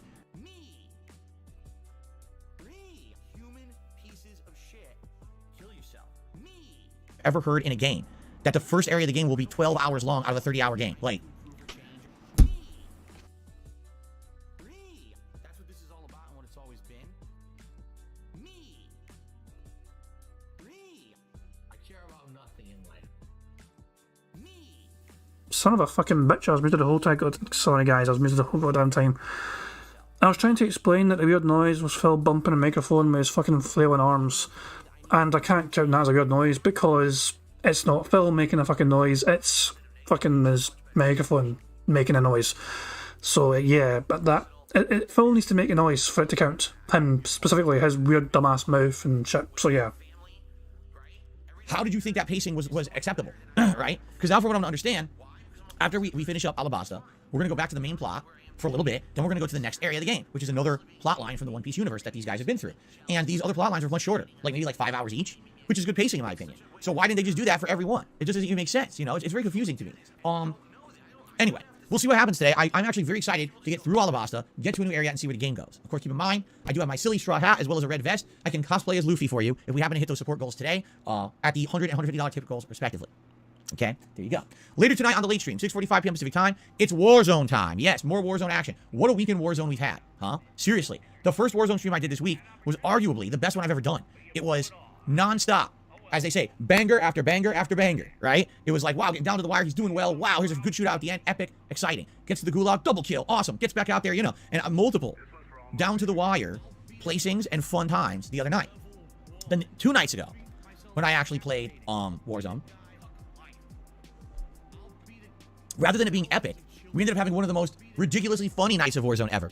The servers were screwed up, and because of that, there was insane amounts of lag, and the lag led to hilarious gameplay moments of me teleporting around, getting stuck in walls, teleporting up to the plane and back down to the earth. The firefights were a joke. It was hilarious. It was absolutely hilarious as hell. Now, if you were there and you watched it live, thanks. A lot of people did not. I don't know why not, because I tried to emphasize this is one of the best Warzone, you know, sessions I've ever had. You know, as of this morning, taking a look at the Warzone from the other day, it doesn't even have 1,000 views. A lot of people have missed out. You know, I don't know why, but just so you know, I have a YouTube short, as well as a montage coming up of that very funny night, okay? The YouTube short, I'm not sure when I'll release it, maybe tomorrow. And the montage, I'm thinking it's about a 5-minute montage highlighting the funny moments from that laggy session. That I think I'm going to actually release on my day off. I think it kind of makes sense, since there's nothing else going on that day, to have a video that's funny, that everyone can watch, it's quick, it's digestible, and it'll get you into the mood for Warzone, and maybe some people will check out the Warzone stuff after that as a result of seeing it. But I'm going to release that, I think, on Wednesday. I think it's a good day to do it. All right, so that stuff's coming up, okay? Tonight on Warzone, who knows what's going to happen? Will I do well? Will it glitch out again? Like, who knows? But it seems like no matter what, the Warzone streams are really popular and really exciting. So I hope you'll join me tonight, 6:45 p.m. Pacific time, for Warzone. 2 hours of Battle Royale hilarity, for sure. I'm sure people will be doing bounties. I'm sure there'll be exciting things going on, all right? Please join me for that. It should be a great time. Tomorrow, Tuesday, is my final consecutive streaming day of the week. I am going to have more streaming days, obviously, after my day off, but it's the final day in a row. So what's tomorrow? Well, tomorrow, yes, we're doing more Signalis on the first stream. We're still in this Silent Hill-esque part of the game. I just figured out how to do certain puzzles, so we should be able to backtrack to the certain rooms and areas, open up those doors, and basically finish up this area of the game and move on to the next. I don't know how much is left. People are saying you can beat it in 10 hours, but some people take up to 14. I haven't particularly gotten stuck on anything. Like, there hasn't been, like, any puzzle or anything I couldn't figure out. Everything's been pretty streamlined. So maybe I'll beat Signalis tomorrow. Maybe not. I guess we'll see, because we're 8 hours in right now, okay? Then tomorrow night on the late stream, it will be more Elder Scrolls 4 Oblivion, all right? And Elder Scrolls 4 has continuously been a great playthrough. People have really enjoyed it. You know, good progress. We did some good side questing last night. We're now in another new town that we're going to check out. So continues on with the interactive fun tomorrow night. Wednesday, I'm off from streaming, okay? Like I said, on Wednesday, what I might do is release this montage video for you guys of the Warzone stuff. That'd be funny to watch. Maybe if more funny stuff happens between now and then, I'll have more shorts and stuff for you as well. We'll see. Okay? Thursday when I come back, the main stream will be Ask the King. This is my bi-monthly Q&A show where I dedicate an entire session just to answering your questions live. So how can you get your questions answered? Well, first of all, members get massively increased priority to get their questions answered. We now have just under 600 members, so please consider posting up your... I don't know if I'm going to bother streaming on Thursday, guys, because Ask the King starts later. I mean, the Ask the King streams usually start like a whole hour, an hour and a half later than usual. Basically, when Phil's podcast usually ends, live time for him is when he usually begins Ask the King. I might not bother at Ask the King. I might just not bother. We'll see. Questions if you haven't yet. Now, how do you do that? Go to the main channel page of DSP Gaming. Go to the members tab. That will be on there. And you'll just scroll down a little bit and you'll see right there's a members only post. Okay? And, on that post, go ahead and post up your questions. Members get massive priority to get their questions answered on the show. The vast majority of questions I've answered and Asked the King the last several episodes have been from members. So please post those up if you have not yet. Basically the last couple days to do so. If you're not a member, don't worry. You still have a chance to get your question answered. All right? Type ! Ask the King into the stream chat. This will bring up the link. It'll pop up. You click on that. Goes right to my forums at dspgaming.com. And you can post up your questions in the thread there. Or if you're not live on stream right now, just go to dspgaming.com. Look for the Ask the King section of the forums. Right there should be the thread. And you post up your questions. What I do is the day of the show, I review all those questions, pick the best ones, and those make it onto the show along with the members only questions. Now, there's also a couple other chances to get your questions answered. While I'm working on that show on Thursday, I'll actually post up on my Twitter at @theycallmeDSP. Hey, I'm accepting Twitter questions, but I don't usually accept that many. I usually at most accept like 5 Twitter questions. And then at the end of the day, if there's still some extra time or whatever, I'll take some questions from stream chat, but usually we have enough between all those other sources to do the whole show. So this is a show that runs around 3 hours. It is going to start later than usual because typically my level 1 podcast starts around 10:45 a.m. On Thursday, it'll start later, around 12:30 a.m. And the podcast will only be about a half an hour long. And then the show starts at 1 p.m. and runs for about 3 hours. Okay? There you go. Now, Thursday night is up in the air because it all depends on what happens with Signalis. If we beat Signalis tomorrow, then Thursday night will be the next Warzone stream. All right? But if we didn't beat Signalis tomorrow, then I need that night stream to finish it up, and it will be the end of Signalis on that night stream Thursday night. Okay? Then Friday. Big premiere, in my opinion. The first really big, high-profile premiere of the year.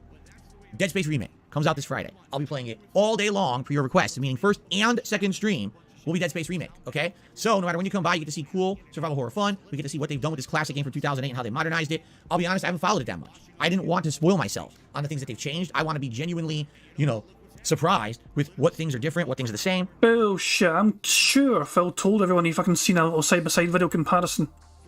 Like, he actually watched a fucking 14-minute video showing off the differences between the old version and the fucking new version. I'm certain he talked about it.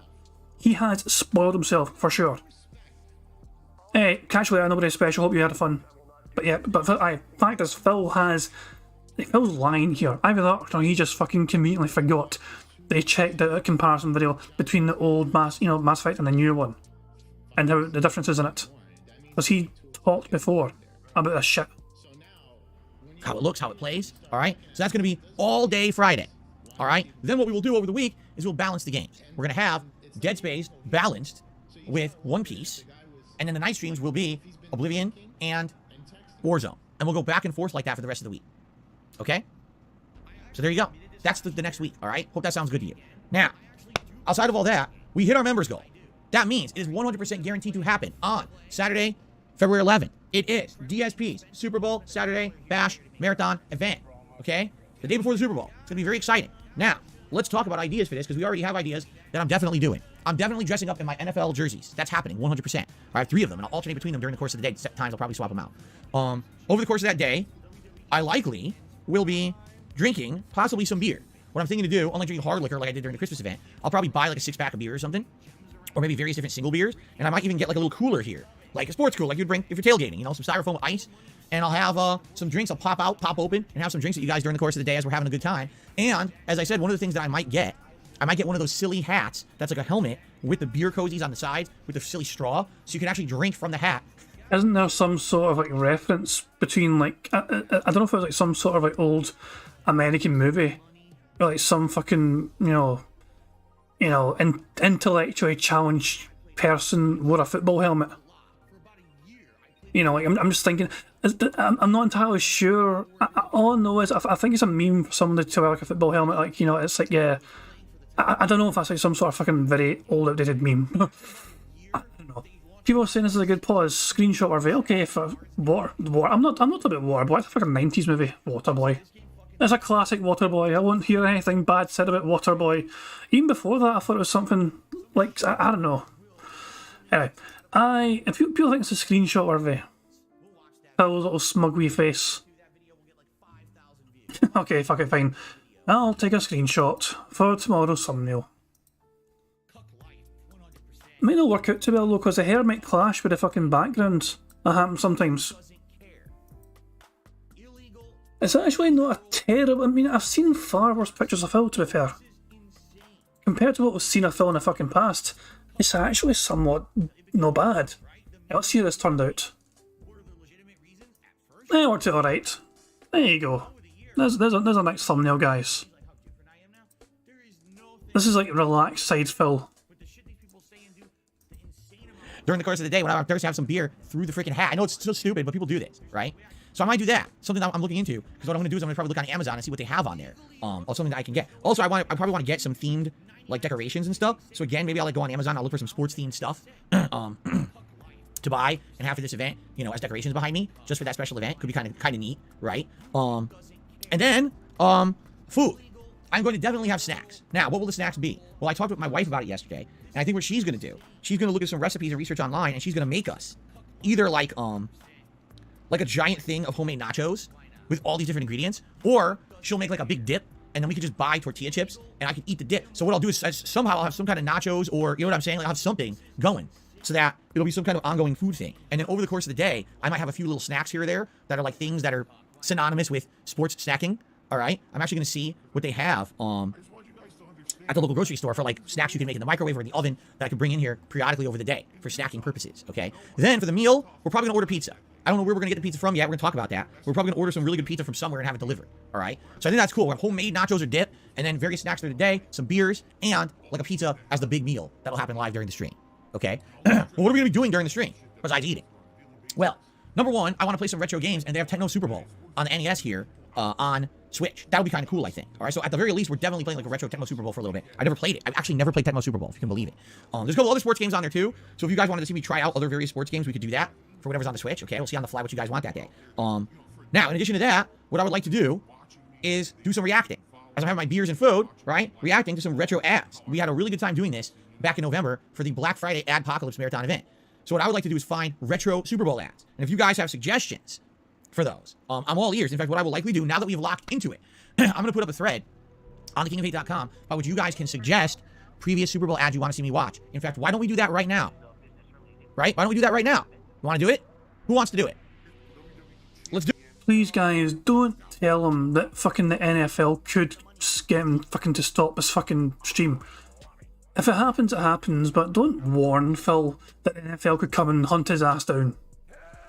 By the way, we're at 1.5 speed, so as bad as this fucking slow-ass speed fucking, you know, slow talking while it types thing is grating to people, at least it's faster than usual. Do it. We got time. We're in no rush. Here we go. Money, money. So right now, yeah. Money, money. Oh, money, money. Yeah. Money, money. Thank you very much to Black Mage for Super Chat. It says, Cat ain't making a damn thing. Big ups DoorDash. Yeah, pretty much. DoorDash will be busy that fucking day. Bringing nachos, bringing dip and bringing fucking pizza as well as probably fucking wings. The whole fucking caboodle. I think that the only thing Cat might provide is a fucking store-bought bag of fucking Doritos and fucking pretend they're nachos or some pish.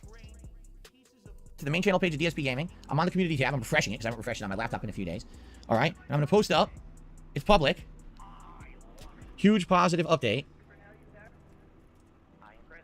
Never mind that. That's a great update for us because that's a double bingo. We finally got our first bingo of the stream. That's a double one. The vertical line down the left hand side as well as the diagonal line from bottom left to top right. So fucking shout out to the first bingo of the stream.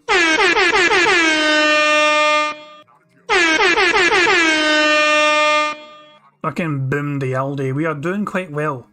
I have a Discord message. 2 seconds, guys. Let me check Discord for 2 seconds. Oh, it's just Thank you, Prophet, for showing me a big bald head. I'll check my Discord messages and it's just Prophet sharing me his big bald napper. Man, that shit can blind people, man. I'm tempted to show it to you, but guys, but nah, I won't. If you want to see Prophet's big bald head, make sure you let him know so he can show you himself. I'll just check my Discord messages and it's just fucking Prophet sharing this big bald fucking napper to me. We hit the members goal for January, and now I'm doing a Super Bowl Saturday Bash Marathon event on Saturday, February 11th. Please respond to this post with your nominations for old Super Bowl ads that you want to see me react to live on the stream. This is very similar to the Black Friday ad apocalypse event. I mean, to be fair, there's some hair there. You can kind of see remnants of hair, but the fucking... do you wax your head? I think you could really cause traffic accidents if you ever wax your head. Prophet, just a shout, you know. There's some wee bits of hair here and there and everywhere. And Jesus. Looking good though, Prophet, man. Looking good. Look at the wintry weather behind them, man. This is how you know this motherfucker lives in Canada. It's like fucking 3 feet of snow to the fucking side there, Jesus Christ. Welcome to fucking Canada. But yeah, looking good, Prophet pal. Me a big baldy napper. I did in November, and therefore, the rules are the same.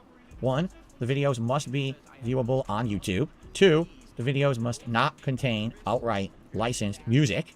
And 3, the videos must be older than the mid-2000s to avoid modern copyright issues. Please, I'm going to say good luck, thanks, and good luck. There you go.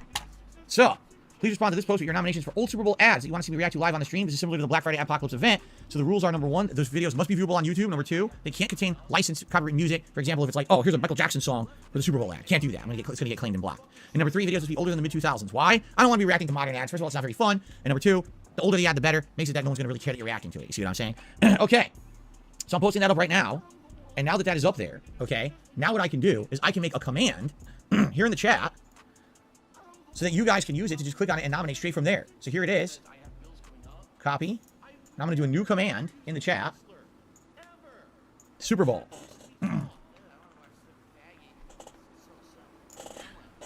Please nominate retro Super Bowl TV ads for Phil to react to here.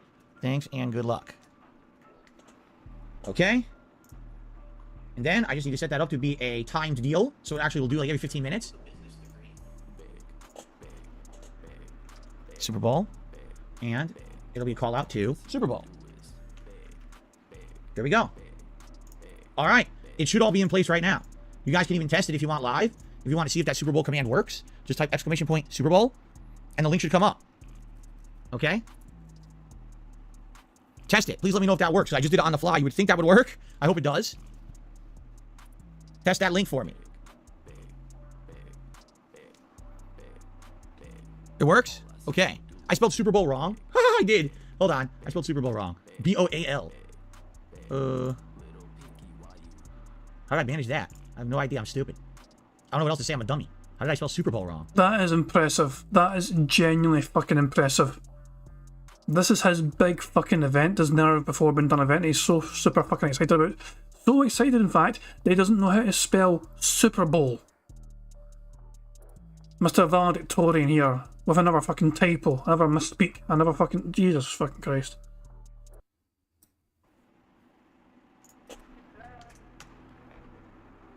There we go. Now I got it right. Okay, so we should be good to go. You got a command. I hope that you guys will start submitting advertisements for me to react to for the Super Bowl. You have 3 weeks, basically, so you got plenty of time to sift through some YouTube ads and submit them. So let's get this on the... Let's just make sure we're perfectly clear on the situation here that Phil has, you know, presented towards his audience. First of all, he needed 100 members, at least, to hit the goal. $400 that works out to, because it's $4 per membership. Phil got that mainly through gifted memberships, but still, he got there. Come hell or high water, he got there. Once the goal's been set in place and the fucking thing's been achieved, now it's up to his audience, as well as funding the fucking thing, to now contribute the content for the fucking thing. Phil's not going to look up any advertisements himself. No. It's up to his audience to cater to him every single bit of content that he's going to be trying to monetize that very fucking day. So his audience has to pay for the event to happen up front with a $400 fucking goal, essentially. Then they have to provide said content. And then Phil will fucking do the hard task of putting it in a playlist himself, I guess, once everyone else is picked out for him. And then Phil will that day tell his audience that, you know, as a special event stream, and he's hoping to fucking earn a lot of fucking money from it because he's never done it before. He hopes support were great. He'll entice us all with a fucking Super Bowl, the fucking pitbull jerseys and all shit. Yeah. This is very scummy behaviour. It really is. I mean, I know it fucking goes out fucking saying these days with Phil, but I just feel like pointing all this out. So his audience paid for the event up front via memberships. They then have to provide the content for Phil because he can't be asked to look into it himself, and then they have to support it further financially when Phil is actually doing the event in question at the time. Otherwise, Phil will bitch and whine and complain about the lack of support because apparently, you guys wanted the event. You guys hit the members goal. I thought you guys would have wanted this. I was hoping you guys would have supported the event. If that doesn't happen, Phil gets fucking little contributions for the event. He is definitely going to fucking guilt trip his fans and tell them his support. You just know it's going to fucking happen. He does it all the time. It's amazing how he gets away with these fucking things. It really does. For the event, all right? You guys did a great job with this for the Ad Apocalypse event, so I think this will be good. The good news is this isn't the whole event. This is just one segment of the event. We'll probably do it for like an hour or two, and then we're going to do games. And the other big component of the event, this is the third one. I'll be doing a 30-man over-the-top rope fantasy battle royal in WWE 2K22. Okay? And basically it's going to be fun because I'm going to try to do just variety this time. This is not going to be themed to Christmas or anything. I'll try to get wacky characters in there or whatever. I'll see if we can get sports people in there, but I don't know if there's any sports people that were created as created characters in the game. We can mess around and see. Maybe Tom Brady's in there or something. Who knows, right? I guess we'll find out, but I'm going to do that too, so just think about that. I'm dressed up in silly attire. I'm doing silly things with props, decorations. I'm eating, you know, sports-themed snacks, foods all day long. I'm drinking beer. We're playing a retro game, reacting to ads, interacting and talking with you guys, and we're going to do a 30-man over-the-top rope battle royal, and there's pizza coming to do a Feasting with the King as well. So that's like a lot of stuff in one day. It's going to be one of the more unique things I've ever done. Like, seriously, I'm very much looking forward to it. I think it's going to be a very special event, and you guys will probably really like it, okay? Now, I already have another good idea for the members goal for February. I was brainstorming last night. The best things happen when you're in the shower or when you're going to sleep. I don't know why, but that's when the best ideas pop into my head, okay? And last night, I was relaxing, I was getting ready for sleep, and I got an idea. And I was like, oh, based on a lot of stuff that's been going on, I have an interesting idea for next month's members goal, which will lead to another very unique event. I'm not going to spoil, we still got another week, so when February hits, I will tell you guys what this event is. I think you guys are going to like it. It's something special and different. Hold the fuck on. What about the Tier 2 goal? Why don't you fucking tell people now? No, I thought this Tier 2 goal was what you're talking about. So he's not going... Oh my fucking god. So what the fuck's a Tier 2 goal then? We know it's 650, but for what? What's he going to fucking do? Money, money, yeah, yeah. Money, money, oh, money, money, yeah, yeah. Money, money. Thank you very much to Black Mage for Super Chat. Says, you know who does silly things in silly clothes? And then he did a wee clown emoji. Yeah, pretty much. Phil is essentially a clown, except he's not that fucking funny. Sure, we fucking love to laugh at his fucking misery. He's like one of those sad clowns who you think you probably won't ever see again because he's probably off to fucking kill himself, you know. You ever see those kind of sad clowns, you know, the sad clown makeup? You know, the kind of one you like, is that guy, I think that guy generally is fucking depressed. But yeah, Phil has a fucking Tier 2 goal for 650 members, and as far as I'm aware, he's not alluded to what the event for that is yet. He's asked for it. He wants 650 members, but I don't think he has told his audience what they'll get for that yet. And to be honest, I think it's because Phil's aware that it's going to be impossible to hit that. All right? Should be exciting. But anyway, that's in the works. Don't worry about that now. Now, we do have 1 week left in January, correct? We do. If you take a look, there's a tier 2 members goal. What? But you didn't mention this up to now. Well, actually, I did. What I told you at the very beginning of the month was this. If we hit the members goal for January, then we'll consider a tier 2 members goal. I didn't want... You did the same thing for December, Phil, and then you fucking pulled that out the wrong... You hit the tier 2 members goal for December. You should have delivered 2 separate fucking events because 2 tiers worth of fucking goals were hit for December. Thanks to Wales fucking contributing on Christmas fucking Eve. Money, money, yeah, yeah. Money, money, oh, money, money, yeah, yeah. Money, money. I will not let this fucking go, and no one should either. Phil said at the start of December that if they get a fucking extra 50 members over a fucking goal for tier 1, that would be the tier 2 goal would be 50 extra members over what he was asking for. He got that, but because it happened on Christmas Eve, he was too fucking lazy to fucking implement it. He's like, no, I didn't get time to implement the idea. I didn't get time to implement it at all, so he wasn't fucking doing it. For fuck's sake, no. It's just greed. It's non-stop fucking greed. If Phil gets given 50 members today, you can guarantee he's going to set a tier 3 goal because there's still a week to go. I guarantee it. Anyway, thank you very much to VLX for Super Chat. It says, Denthead chat, dating show for Valentine's Day. Who in chat will OIC marry? I'm going to assume the OIC will marry the Flying Dutchman. I think it'll be a happy ceremony between them. Obviously, the Flying Dutchman will be given away by his brother, you know, because they're Dutch brothers. So there you go. Let's do that. OIC will marry. That's who I see. It'll be a very happy ceremony. People think about tier 2 until we hit tier 1. All right? We hit tier 1. We're locked in. All right? So now, we have today and tomorrow, 2 days left before that member bomb from Christmas Eve expires. If we hit 650 members in those 2 days, I will do a special React event in February. What will it be? You'll decide, because we will sit down and talk about it, and you will have a big poll determining what you want to see me react to. It could be an ongoing major documentary, you know, one of these things that, like June the King, like I told you, he's put out a bunch of interesting documentaries last year. He did one on Toby Turner. He did one on Channel Awesome, which is that guy with the glasses, you know, Nostalgia Critic. He did a lot of interesting ones that could probably be really good to react to. There's other content creators as well that I could react to. So, we could do something like that, all right? But, let's see. Will we hit this goal or not? We have 2 days left. Am I really thinking that we're going to hit it? No. This is very much a stretch goal. It's not something I'm emphasizing. It's not something I'm focusing on. If we hit that, that's crazy good. And that's nice as hell. And thank you to anyone who becomes a member, renews a membership, or gives a membership right now to make that happen. Seriously. I am certainly not expecting whatsoever to hit that goal at all. But if we hit it, that would be tremendous. And then obviously we start planning on, you know, what the next React event will be. Okay? Cool. All right. So guys, there you go. By the way, I should say this.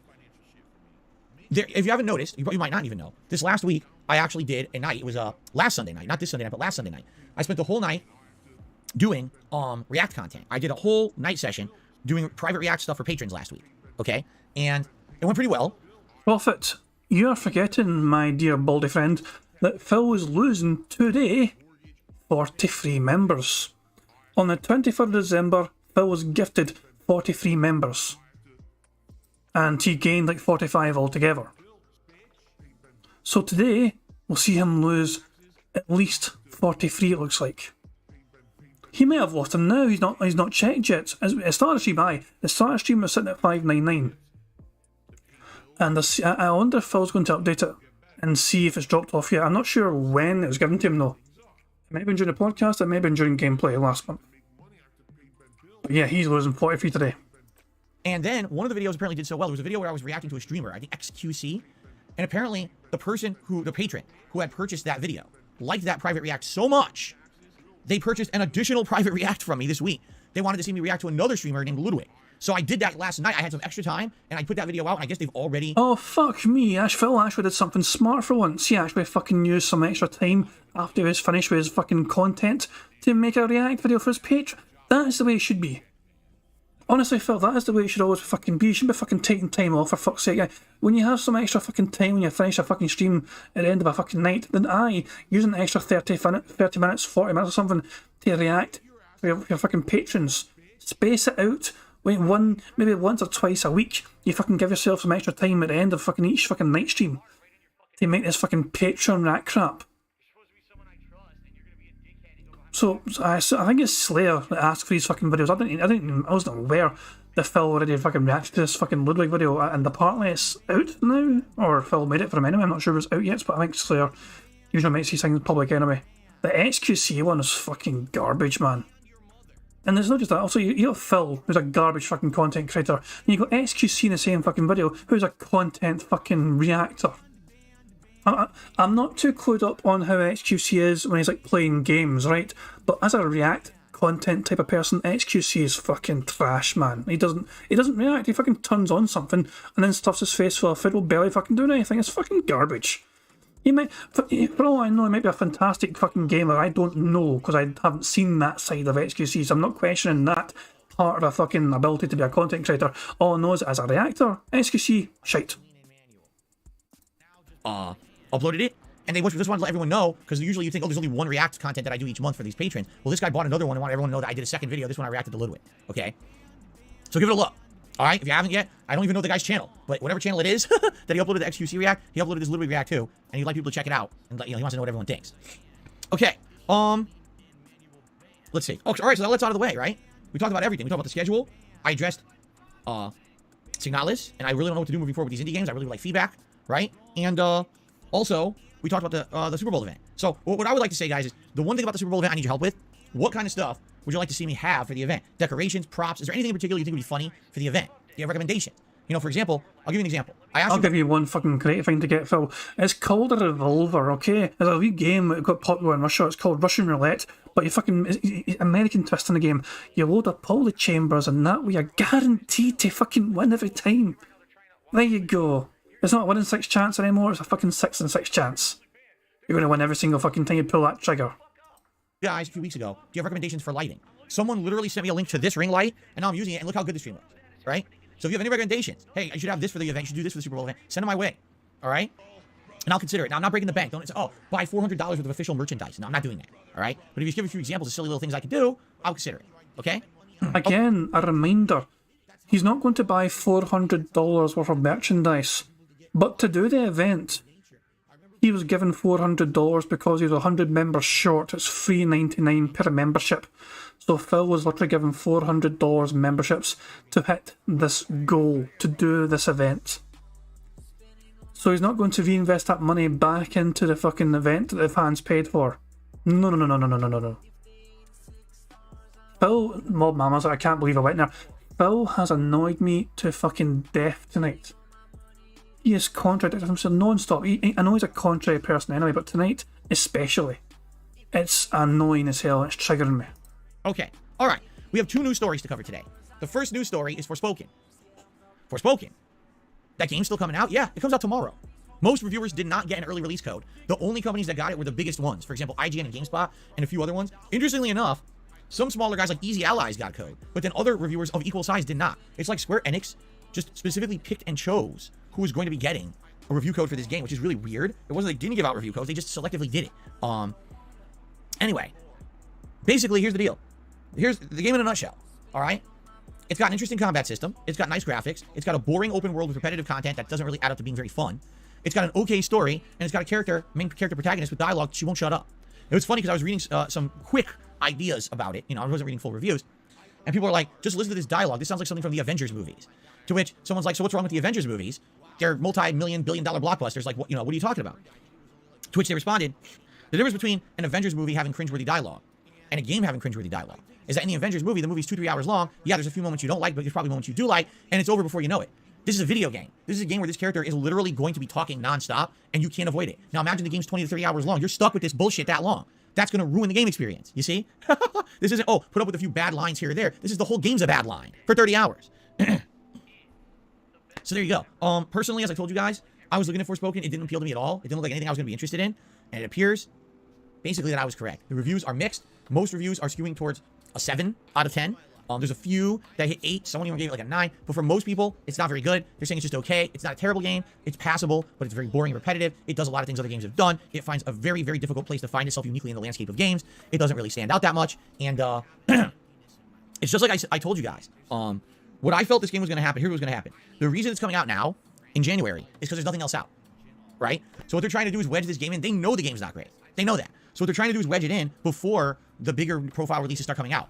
Right now, what games have come out in January of note? One Piece? So they know, literally, this is the first game in so many months. This game is going to get artificial sales no matter what. This happens always around this time of year. There might be games that aren't that interesting, but they sell. Why? Because there's nothing else out and gamers want something new. So I guarantee you, even though this game is getting lackluster reviews, it's going to at least sell decently. I don't think it's going to be a ginormous seller or anything, excuse me. I don't think it's going to be a ginormous bestseller. But I almost guarantee you it's going to do decently in sales only because people are craving new games right now and there ain't nothing going on in gaming.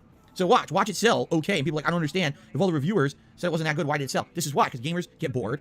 They crave new stuff. And when, they'll just buy something as a, what do they call it, a reaction purchase or whatever. There's nothing else out. I need a game. I'm just going to buy this one because it's new, right? So, yeah, I really feeling like the game is a skip for me, unless, more people start playing it and actually the opinion is different. You know what I'm saying? But I don't think it's going to be worth it. I think it's kind of a waste of time. I don't want to be buying it and starting it up, especially when we've got other ongoing playthroughs I'm doing. And, of course, the big playthrough of this week is Dead Space Remake on Friday, which everyone's going to be playing and talking about, including me. That's my focus. So that's what I want to be working on and not be worrying about this game that's subpar and now having to try to crush it in to everything else, right? So there you go. Impulse purchase. That's what it's called. Impulse buy. Oh, there's no new games this year. I need a game. Buy Forspoken because there's nothing else. I need something, right? Okay. So I'm not getting Forspoken. I'm glad that I originally was planning on saving it regardless. I guess my preconceived notions about the game were correct. And I'm not going to be wasting money on it, all right? If opinions are different and people are like, wow, you really missed out. These early reviews weren't correct. It's a great game and now you're missing a Game of the Year contender. Then maybe I'll check it out eventually, but I'm not playing it as of right now. Okay. Excuse me. Okay. The other news story is kind of interesting. So, as you guys know, Street Fighter 6 is coming out this year. First week of June. I'm stoked for it. As you know, I played the 2 closed betas. I like the graphics. I like the gameplay. It looks pretty good, right? Everything looks like they're heading in the right direction with this game, correct? Well, so far, in Street Fighter 6, we've had very limited access to characters. There's only been a small handful of characters available in those 2 betas that they've done. And people are craving more information. So apparently there was some event, and I don't even know exactly what event it was, but I guess there was some event in Japan where they held some kind of a special thing where people were able to play with the newer characters, such as Blanca, DJ, what was our Manon, the like ballerina dancer from France, Marissa, who's supposed to be like the big roided Spartan fighter, probably has super armor and interesting combat mechanics. So it's our first exposure to these characters in the game and actually seeing gameplay of them, all right? So I guess what happened was there was an event in Japan. From what I'm to understand, I could be wrong, basically this event, in Japan they do things very differently. Here in the United States, an event happens, oh my god, it's public, it's fair game. Everyone cover it, everyone talk about it, everyone do everything about it. It's all allowed, correct? Any exposure is good exposure. That seems to be the attitude in America. Or, even in Europe to some extent. Japan, they do things very differently. As we know, I've talked about this over the years, Japan, their culture is a lot different from the rest of the world. They have this very exclusive style culture where they try to keep things to themselves. And they even, they have this air of almost like, how can I say? Almost like xenophobia. Where they're like, hey, we should have access. We should get everything first. And everyone else gets everything later. Our games are better than yours and all that. That's just kind of the attitude they've ever had. Why do you think you'll get all these rules laid out by a company like Atlas? They'll say, hey, go ahead and play Persona 5, but be sure not to put out this, or this, or we're going to copyright strike you down. And you'll say, oh, okay, I will do a playthrough of Persona 5 based on all the criteria you have told me. And then you'll still get copyright strikes from Atlas Japan. And you'll say, what? But I did everything you said. And then you'll be told, well, that's just our home base in Japan. They do whatever they want. If they feel like they don't want their content out there, they'll strike you anyway. It's like, wait, what? But you laid out ground rules of how to cover your games. I followed the rules and you still acted like I did something wrong when I didn't. Like, I don't understand. That's how a lot of these Japanese-based game developers still are to this day. Case in point, this event happened in Japan. The footage of characters like Blanca, Manon, DJ was released to the internet, okay? But apparently, the footage was supposed to be exclusive paywalled footage. That didn't stop people from immediately ripping it and distributing it all over the internet, okay? What ended up happening was now people are making react videos to it. Oh, look at this new gameplay breakdown of Blanca. Look at this new gameplay of the new character. And guess what Capcom did last night? They struck all the channels down with copyright strikes. Yeah, including bigger style fighting game YouTubers. All got one person got double copyright strikes, and his channel is in jeopardy of being shut down permanently for a third one. Because they decided to react to this content of Street Fighter 6. Yeah, and again, I have to warn people. When you are covering games from a Japanese developer, you don't know what they're going to do because they are not in line with the whole cultural thought process of the rest of the world. If this were a Western game designer, anyone from the Americas, Canada, Europe. Well, no. Before you even get there, Rockstar did the exact same thing. Their game got leaked. People tried to show it off, and everyone's channels that showed off gameplay footage of the brand new GTA 6 game, they got struck the hell. This is a Western company came in. This is a company that had its roots in Scotland, for fuck's sake, before moving to America, essentially. Rockstar became a fucking dynasty and fucking made mega. But this is not a fucking Chinese company or some Japanese company, sorry, Phil. No, Rockstar did the exact same fucking thing. Their fucking game got leaked early. People were showing their fucking gameplay of their fucking game early on. And Rockstar said, you know what, we're going to strike down these channels. We're going to try and stop this as much as we fucking can. any channel that has our fucking footage on it of this game that we're not ready for our fucking world to see yet, we're going to strike them down. That's what they fucking did. I'm not saying they're right to fucking date, you know what I mean? I'm just saying, no, that's what Rockstar did. This is not some sort of Japanese thing. Phil's making this racist when it's not about race. This is about companies trying to protect their fucking assets, trying to protect their fucking investments, essentially, in developing this fucking game. For fuck's sake, man, really, Jesus Christ. Prophet says, so let me get this straight. Because a video game company in Japan doesn't want the content shown and they strike channels, it means Japan is xenophobic? That is exactly Phil's argument, it seems. He is completely memory holding what Rockstar did when their game got leaked earlier than it fucking should have done. And onto YouTube. Because they did the exact same thing as Capcom did. Or Capcom Japan anyway. They struck down channels that had this content shown because they weren't ready for it to be shown yet. Right? Anyone making a game outside of Japan, they likely wouldn't give two craps. We're happy for our gameplay to be out there. We're happy for you to break it down. This is free exposure. You're building up free hype for our games. This is excellent. Please go ahead and do it. In Capcom's eyes, you stole our content. You're making money doing all that stuff without permission from us. Strike them down.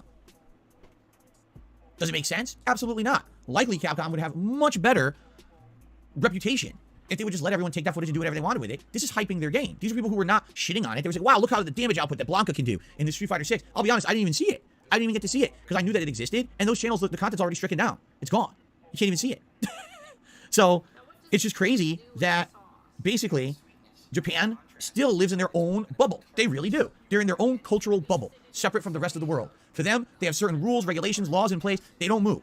What we have in place is in place. We told you that that footage was only supposed to be for our special event. If you dare rip any of that and put it to your own content, you're getting copyright stricken on YouTube. We don't care. We don't care if it's free publicity. We don't care if you're saying positive things about the game. Get served. That's their mentality, man. And Atlas is the same way. So here's two companies. They're Japanese, based, and this is how they act. They act to the rest of the world. Again, if that's not xenophobic, I don't know what is. The rest of the world is telling you, you guys have great content, great games. We want to talk about it and share it with the rest of the world. No, we didn't specifically give you the legal permission to do so. Strike your ass down. Like, huh? Like, holy shit. That's just crazy. That's how they act. I don't know. It's very odd. Again, the rest of the world doesn't care. The rest of the world understood this formula years and years ago, right? Do you know of anyone who is striking down Let's Plays? Do you know of anyone who is striking down promotional videos, character breakdowns? You know what I mean? No one does that. No one. But these companies in Japan, you never know what's going to happen. You can't trust it. That's when people say to me, hey, are you going to play a game from Atlas that came out? Probably not. I can't chance it. I can't chance having my channel shut down because they just decide to copyright claim you constantly. Do they benefit anything from it? No, they don't. They just do it. Just because they can. Again, why? Because we can. Because we have the power to do so. Because we are a great high and mighty game developer. Like, what? What are you talking about? Don't you want people to buy your games? Like, don't you want people to positively talk about your games? No, not without paid permission. Well, what? That's how they are. I'm telling you, I know to us, it doesn't jive. In our minds, we have a logic break there, right? We do. We have a logic break. We don't understand it. In Japan, they don't care. To them, just because they can, they do. Fair use? What the hell is fair use? I've never heard of it. I don't even know what that means. It's my content. Fuck you. Copyright strike. That's how they are, man.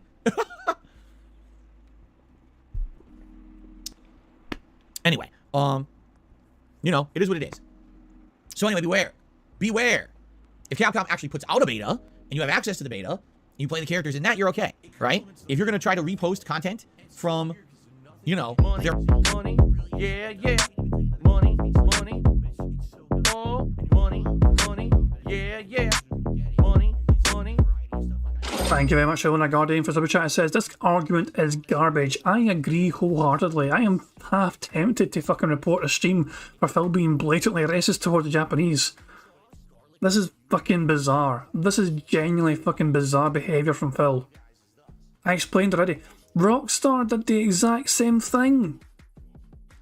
Their game got fucking leaked early on to YouTube and those channels were struck down with a vengeance. All these other people, they fucking had video content of the fucking stolen game. I mean, technically, you could argue a different situations, This was not... So the Rockstar footage was not even some sort of special event. That was literally just like taken from them. Like somebody fucking hacked into it or something. I can't even mind how the fucking thing happened. But that footage was not even leaked to anyone. That was like in development. Like behind the scenes, that was not ready for any public consumption whatsoever. And it just fucking got out there.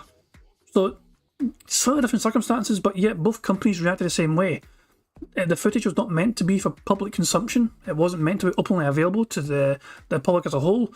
So yes, Capcom Japan had every right to fucking strike down these channels that had this fucking gameplay footage showing that they were not ready for the world to have access to. Just the same way Rockstar had every fucking right to fucking strike down channels that had their gameplay footage that was showing that we were not ready for the world to see yet. Is it interesting to see? Of course it fucking is. Gamers, of course, are going to be interested in seeing this fucking shit if they can see it. But I can completely understand the legal rights of these companies to not have it be seen yet, for them to withhold it. Phil, I've said it before, I'll say it again. Phil getting beat off Japanese players in his one good Street Fighter tournament at EVO. He's racist towards the Japanese because of it. When Phil introduced his girlfriend to the world on Valentine's Day of 2014, was it? 2012, whatever. He had a special annotation in the top corner. A lot of people think this is some detractor thing. This is not. Phil Burnell, I swear to God, genuinely had this annotation in the top left-hand corner or bottom left-hand corner of his YouTube video. Special note in capital letters, Panda Lee is not, in capital letters, Asian. That is all. I swear to fuck, that is the message that Phil put out on his video, because he did not want the world to misunderstand that his fucking brand new girlfriend, his 18-year-old brand new girlfriend, was not Asian. Just in case anyone may have confused Phil Burnell for daring to go out with a fucking Asian, Phil had to make sure the world knew. By the way, special note, she is not Asian, that is all. And of course Phil lost in that one good Street Fighter tournament he had at EVO, that one good run he had. As a Japanese player that beat him. The top 3 players were Japanese. Phil was the #1 ranked American, remember, he came 4th. So yeah, I have a feeling that Phil has always resented the Japanese. I don't know if he's always done it, even before then, but I bet those incidents fueled that displeasure, dislike of him. Also, fucking think back to Phil playing Sleeping Dogs and all the racist moments he's had in that. Think back to him playing Metal Gear Solid and having a go at fucking Mei Ling, Chicky Chang Wang. Oh, fuck off. This motherfucker is a racist towards the Japanese for no random reason whatsoever. Does Phil... How about American video game companies fucking make these games better than the Japanese, Phil? How about that? Then that way you wouldn't have to fucking wait for the fucking Japanese to finish fucking fixing it for an American audience, the Western audience. Yes, the games that are developed in Japan are ready for a Japanese audience first. Because there's no they don't have to fucking worry about the fucking language or anything. Jesus fucking Christ, man. I don't know. Fuck me.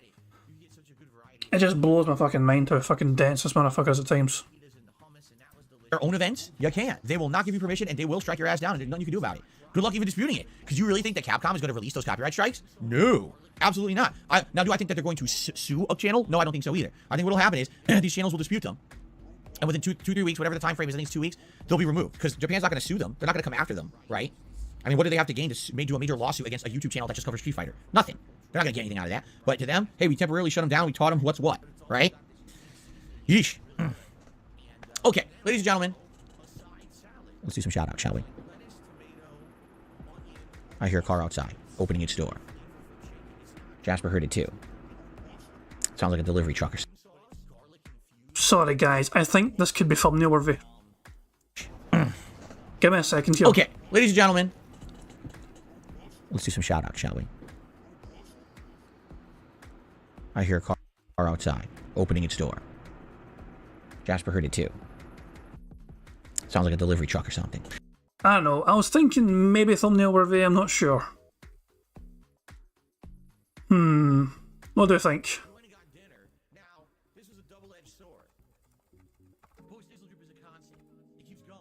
What do we think? Thumbnail worthy? I don't know. Maximilian deleted his video, so there's no danger to his channel. Was Maximilian one of the people that fucking had the footage? Jesus, man. Okay, fuck it. We'll test this thumbnail. Give me a second here. This might not even turn out that well. We'll see. Right, let me copy that. And let me go back to here. So that was what I had earlier on. Please turn it okay. What? That's the first time I've ever had that happen. That is the first time I've ever had that happen. I couldn't even identify the foreground. Wow. Wow. So it wasn't. So this software was not able to distinguish what was the background and what was the foreground of this. Does Phil blend in with the environment that fucking much? That has never happened to me before uploading, trying to remove backgrounds from Phil's fucking photos. That has never happened to me before. Ah well, fuck it. That is what it is. We'll get on with it. Sure. Jasper heard it too. Sounds like a delivery truck or something. Okay, let's do some shout-outs. So we start off today with a $2 tip. Actually, hold on. What am I doing? I didn't do the YouTube shout-outs first. My bad. I got ahead of myself. Let's do YouTube side shout-outs first. We've got Crasco with a super chat earlier. Thank you. Raging Boar gifted a membership, and that membership was gifted to No Sleep Real Vibes. Congrats to No Sleep Real Vibes. Now I'm curious, did that get us back up to the 600 members? Or, sadly, did more memberships expire? Let's find out. Let's check live and see. This might be good, guys. This might be good. This might be very good. It's loading. It's still loading. It's being stupid. No, we dipped dramatically. We are at 594 members. That's not fucking dramatic, you fucking dick. I was expecting a fucking... No, I was also saying it's going to get far worse for him. We lost a bunch of members today. They expired, and no one has renewed. So we're at 594. Now I'm sad. I shouldn't have checked. Don't worry. The Super Bowl event's still happening. We already locked it in last night. Thank God we locked it in last night. Seriously. Okay. Crasco did another super sticker. Thank you, Crasco, for these super stickers. Real Take Sports did a super chat. Maybe the trolls voted for the game. Doubtful. It's not like the trolls know what these games are. Do you think the trolls knew what Signalis was? I don't think so. No, I don't think that's what happened. Crunchy Underpants did a super chat. The fan bounties are too easy when you camp. We're not even... What are you talking about? We're not... This is not a Warzone stream. Thanks for the super chat. Ryan did a super chat. Love you, bro. Cammy, homie, Hunter. Get a quick shout out. I don't even know what that means, but thank you, Ryan, for the super chat. And Drone Tones did a super chat. Why do you waste so much time not playing games? Because I'm not just a gamer. I'm an internet content creator. I have an entire talk show every morning called The Level 1 Well, your channel's called DSP Gaming. Do you think it's kind of false advertising then? Just saying. Podcast. That's what we're doing right now. I don't know if you're aware. Like, hold on a second. Perhaps Drone Tones is new around here. Okay, hold on a second here. Hold on. I want to be nice. Okay? I want to be nice. So I'm going to be nice to Drone Tones. You ready? So you see this around here? You see what this says here? It says The Level 1 Podcast. Do you see that right there? Podcast. It doesn't say gameplay. It doesn't say let's play. It says podcast. That entails that this is a show where Gaming. DSP Gaming. Category Gaming. The game, One Piece Odyssey, gaming. Dumbass bitch, man. Jesus fucking Christ. Your stream's in the wrong fucking category, Phil. You're fucking doing some sort of talk show fucking thing. No, this is labelled as a gaming fucking stream. And you're spending... You're live 2 hours ago. Well, to be fair, we're behind Phil by like 30, 40... Jesus, 44 minutes. You get what I fucking mean, though. It's a very fair, pertinent fucking question to ask. Because Phil is intentionally misleading an audience, a new member coming along, a new audience member. They go along, they expect to see a gameplay stream of One Piece, and Phil's fucking rabbiting on for fucking 90 minutes about nonsensical garbage fucking gibberish that nobody fucking cares about apart from him. Of course they're entitled to ask about the fucking game and what the fucking gameplay is. It's DSP Gaming. It's labelled as a gameplay stream. And the Phil is now just fucking rabbiting on and on and on, non-fucking stop about random fucking bullshit. Try to pad out time for some arbitrary reason. I talk about topics and I interact with my audience. You know, a podcast. That's what we're doing right now. Should I show them? Let's show them. All right. After the podcast ends, here's what I do. I go over here, and over here, you see this screen? This is gameplay over here. Where after the podcast is done, we will swap over to a gameplay screen. Do you see that? And on the gameplay, we'll play gameplay. All right. He's been an absolutely obnoxious cunt here, but okay, but this is not a fucking podcast, Phil. This is not a podcast what you fucking do. Your channel is DSP Gaming. The category of this stream is gaming. You are misleading everyone in your fucking chat by wasting 2 hours of a goddamn time before you even fucking touch a fucking video game. Mind you, is this pod? I can't remember what category this podcast and this restream, this actual stream, the bingo stream. Technically, this is gaming though. Bingo's a game. Yeah, I'm not misleading them. Bingo's technically a game. This is a gaming stream. We're all playing bingo. This is a game. It's one of the oldest games there is. It fucking outdates video games, but it is a gaming stream because bingo's a game. So yeah, if this is a gaming stream, then that's actually okay because gaming is bingo. Bingo's gaming. There you go. Fuck all life. But we have to get to that. We do a podcast first. Because this is what I'm trying to get the mentality through people's heads on the internet. Darkside Phil is not just a Let's Player. I'm not. Not anymore. I was. For a long time I was. I would argue from the years of like 2008 all the way through like 2017. Alright? I was a Let's Player. When I became an interactive streamer in 2017, things changed. The last year and a half, I've become more of an internet content creator in general than a Let's Player. Yes, I still play a ton of games, but my podcast is daily content. Daily content that I put out for my audience. I love doing it. I now react to content. I do react events. I do special marathons that are not necessarily just gameplay themed. All right? Get this mentality through your head. The better you get it through, the better time you're going to have. Podcast, not Let's Play. All right? We will do that. We'll get to the gameplay. I promise you. But that's not where we are. So you sitting here drone tones and complaining, it's completely off base. You came to the wrong part of the stream. Even in my schedule, it says the level 1 podcast starts at 10:45. The gameplay starts at 12:45 p.m. It says that in my schedule. So you're early. If you want to see One Piece, you're early. Come back in about 25 minutes and you'll actually see One Piece. Not everyone fucking knows about your schedule or fucking has access to your goddamn pathetic fucking schedule. Jesus fucking Christ, man. Phil is annoying me too much tonight. Let's just fucking let him finish ranting and raving so I can enjoy other people's content. I want to see the Red Dwarf stream, god damn it. Okay? Cool. Alright. Yeesh. Alright, our first tip of the day.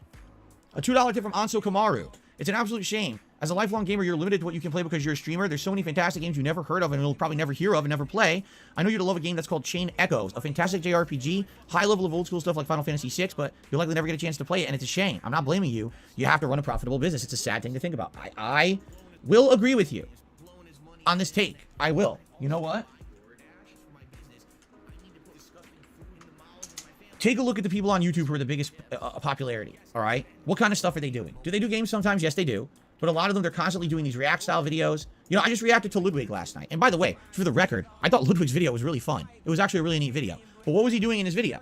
Reacting to his feed of YouTube shorts. And it's literally all he's doing is watching YouTube shorts and laughing at them. And every time he laughed, because he's rich, because he makes so much money, he was paying his audience $100 per laugh. That's pretty crazy when you think about it. He's so rich. If he laughs on a stream, he can pay people $100. He can afford it. Imagine giving back to your fucking audience. And what sort of fucking bizarre content creator would fucking give their own audience some money just for watching content, eh? I mean, Jesus fucking Christ, that's a fucking bizarre notion, isn't it? Imagine you guys getting some money because you watch Bingo. Imagine that strange fucking concept, isn't that bizarre? That sort of idea. That you guys yourself could fucking get some money for watching DSP. It just blows your mind, doesn't it? Imagine that happening. To do that. That's pretty wild. That's a pipe dream that none of us will ever be able to live, right? That's just nuts. So I'm watching this video and I'm like, that's what's popular on YouTube, right? Do you think if Ludwig decided right now he's going to do a full-length playthrough of Lost Odyssey, all right? Do you think that he'd be able to retain the viewership to do it? Or do you think that it would tank? Be honest. I think it would tank. You know, these people who are popular content creators, they know what kind of content sells. He literally said, get this, Ludwig said at the beginning of the video, the reason I'm making this video is because I know this kind of content is popular and it's December and I want to make extra ad revenue. He literally says that at the beginning of the video. And I was like, holy shit, this guy is completely honest. It's so rare when you see that. When you see a content creator who's totally honest with their audience. I couldn't believe it. I was like, wow. Like, it's hard to hate on the guy. He's literally saying, I'm making this video for money. And then, you know, if the video is good, then, you know, good for him. And it was good. The video was actually a good, entertaining video. I was like, wow. Someone who's fucking transparent. I was blown away. Anyway, but this is the point I'm making.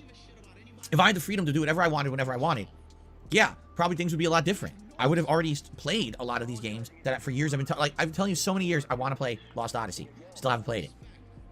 You know what we're going to get to play? Suikoden. Finally. You want to know why? It's being remade. They're making a remake collection of Suikoden 1 and 2. I don't know if it's Suikoden or Suikoden. I don't know how to pronounce it. But the collection's coming out. I finally have a reason to play it. I'm excited because I love those games. The soundtrack is so good in those games. And we finally get to experience them together because they're going to be new. That's going to be epic. A game from when I was growing up as a teenager in the 90s, and now I get to play with you guys as an adult and really experience again, only for the second time. I'm stoked, man. You know? But that's what I mean. Like, if I had the ability to just play whatever I wanted, whatever, you know, that'd be amazing. But I don't. And no one does. No one does. I'm sure Ludwig does what he has to do to make money, right? Like, I mean, we all do. We all do. We have to. Okay? At least in my case, I strive to make it about content. And thank God I don't have to do these paid product placements and things like that, like other content creators have to do. Thank God, because I really don't want to become that shill. Thank you for supporting my streams and my content and allowing me to be me and not have to resort to those means, okay? But, yeah, you know, what can I say? You're absolutely right, Anso Kamaru. I likely would have had bigger exposure to a bigger variety of games and other things if I had that ability. But case in point, Signalis.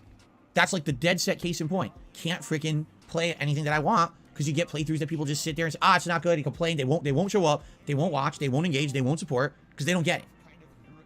And there's nothing I can do about that, and I'm not going to blame the people. I'm not. I used to be like that. Remember, a decade ago, I was so angry at that Summer of Retro. I was like, oh, shame on you for not coming and supporting the classes. You know, you can't make an audience like a game. It's a lot of things. It's culture in general. It's society in general. You get your mind set on this is what you expect, or this is what's good or not. I guarantee you that if I played Resident Evil 0, there would have been a huge increase in attention, viewership, engagement, and support just because it's Resident Evil. Literally just because Resident Evil is in the title of the game, the playthrough would have done much better. And you can't fix that. That's something that society does over time. You know what I'm saying? That name recognition, Dale. It is what it is. All right, let's continue. I don't want to dwell on this all day. I got another $1 tip from Snow Carl. Looking forward to your Super Bowl event. Will you stream the pre-game as the game? Will you be preparing something, old highlights and old moments from last year's games? What? Snow Carl, I have no idea what you're talking about. What does that even mean? Will I stream a pre-game and have highlights from last year's games? What games? You realize that even though I'm calling it the Super Bowl Saturday event, there's no sports footage or anything involved, right? I'm doing it the day before the Super Bowl, and it's not about the Super Bowl. It's... That's not technically false advertising then, because he's labelled it a Super Bowl event. This is, I mean, Phil is going to have so many confused people coming along to his fucking stream wondering what the fuck, why is nobody able to talk about the Super Bowl? Money, money, yeah, yeah. Money, money, oh, money, money, yeah, yeah. Money, money. Thank you very much for Black Major Super Chat. It says, wait, did he just blame society for his low tips? Pretty much, yeah. He is literally a South Park reference away from blaming Canada. That's the way I feel. I think he's one South Park reference away from just blaming Canada for his fucking low support in that game, in any fucking game. But this is getting ridiculous now. It's everyone else's fault. It's the game's fault. It's the audience's fault. Never his fault. Never ever will it be Phil Burnell's fault. It's Japan's fault, yeah. Instead of blame Canada, blame Japan. I'm so confused. Let's continue. I'm not even going to waste time. Let's continue. Let's see. So I got a $1.30 tip, but there's toxic YouTube short. Are you aware there's toxic YouTube shorts about you? Of course I am. What is my opinion on that kind of content? I have no opinion because I can't do anything about it. It's, toxic YouTube short. Okay, and? Why do you think that other people's toxic videos are also popular on YouTube? Because people are stupid. Because people like toxic drama shit. So of course they're going to like toxic drama shit. I don't care. I can't control it. I have nothing to do with it. I'm not going to bother with it. It doesn't exist to me. There you go. There's your answer. I got a $5 tip from Mishael. He says, One Piece is actually growing on me. I'm glad to hear that. And you know what? I actually hope that after today, One Piece will pick up because we're going somewhere different. It's not just this desert again.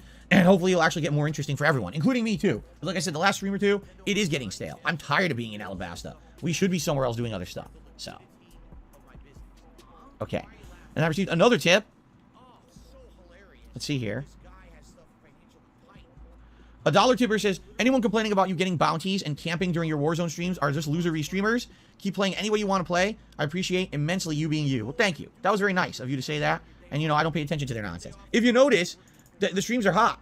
The views are up. The engagement is up. The support is up on Warzone streams. Why would I care about people complaining? Like, what are you complaining about when there's some of my best streams I'm putting out right now? Like, what do you're an idiot.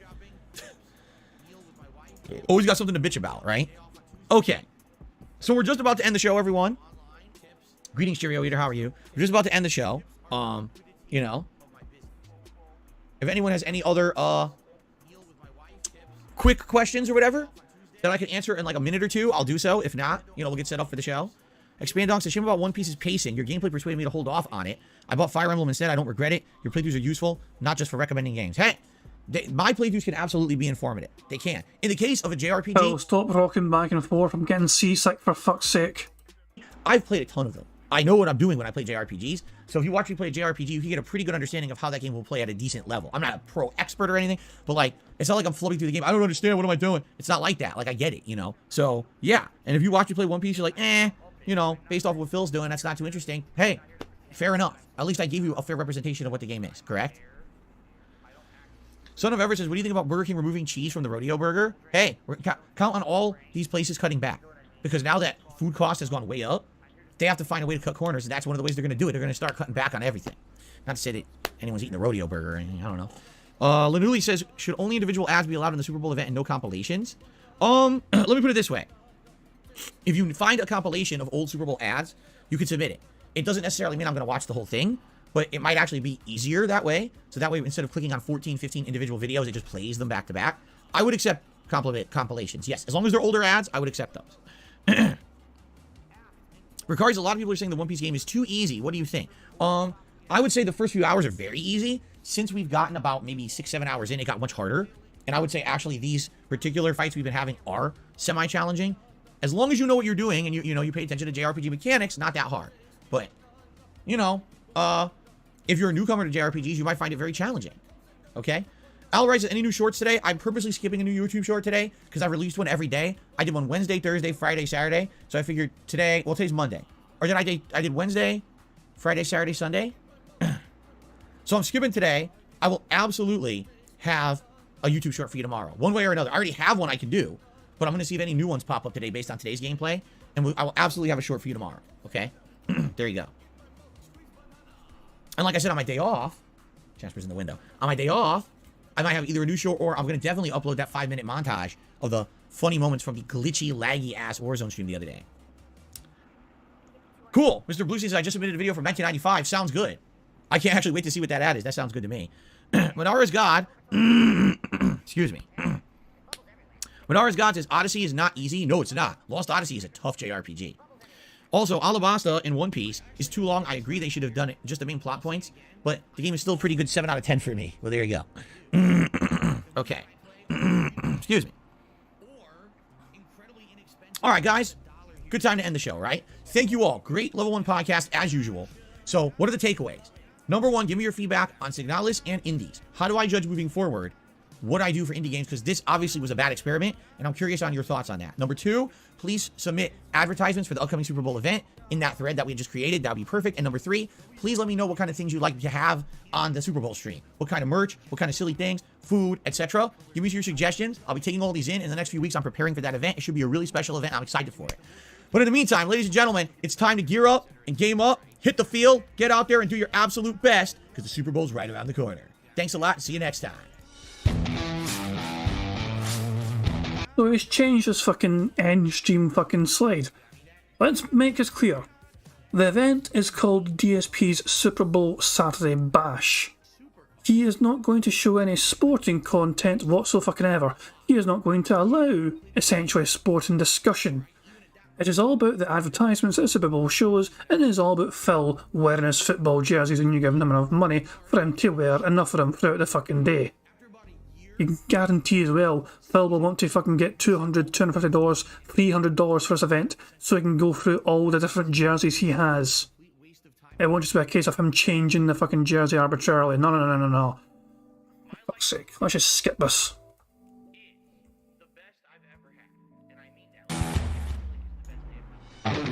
Okay, that was pretty silly. All right, let's Pretty shite.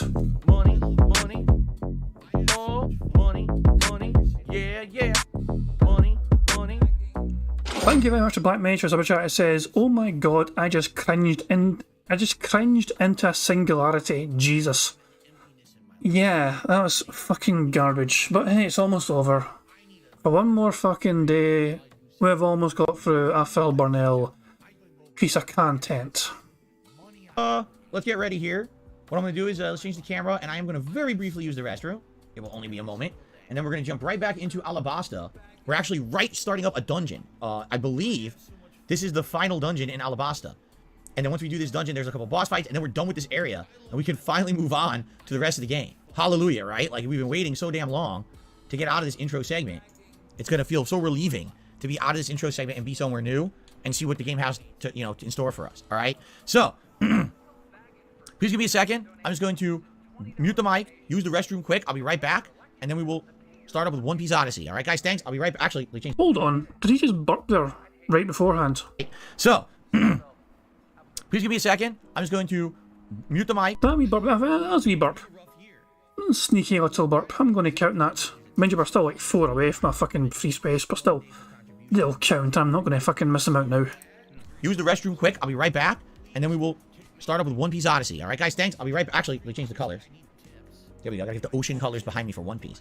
All right, I'll be right back. And there's Phil. I usually wouldn't count these, but fuck it. Phil is annoying me so much today. I'm going to count that as him standing up. That is another bingo, so fucking yaldy for that.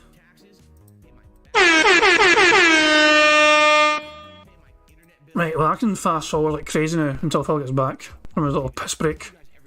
No little boys room. For fuck's sake, hurry up, Phil. I'm spamming the right arrow button.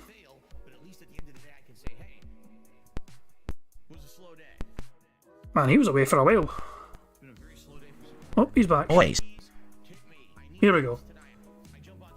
I'm not going to count it as dead there. I don't know where Jasper went. I was looking for him. I know he was in the room next door because he was in the window. He was making all this noise. Agent DeClaude has escaped the Snort Fort. Return to base. Agent 2KJ. And I just went over there. I'm looking all around. I'm like, where did he go? I have no clue where Jasper went. He's around here somewhere. I don't know. I'm back. You guys ready? You guys ready to start? Let's, actually my pants are falling down. My pants are too loose. I'm not fat like I used to be. Okay, guys, I know you want to see that. I'm not going to deny you this fucking amazing content. I know you guys want to really see this properly. So, yeah, here you go. You guys ready to start? Let's, actually my pants are falling down. My pants are too loose. Should I slow motion that for you guys? I mean, I know you guys really like seeing that sort of thing, so do you want to do it in slow motion, like 0.5 speed? There was a brief cunt. There was a very brief cunt. I will show you. There was a very brief flash of the gunt. Hold on, hold on, hold on. Hold on a second. Wait for it.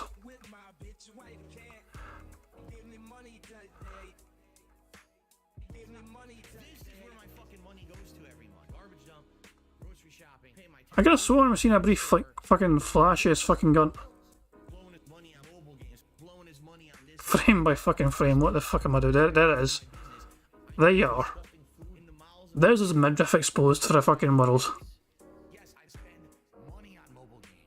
I knew there was a wee flash it. Told you guys.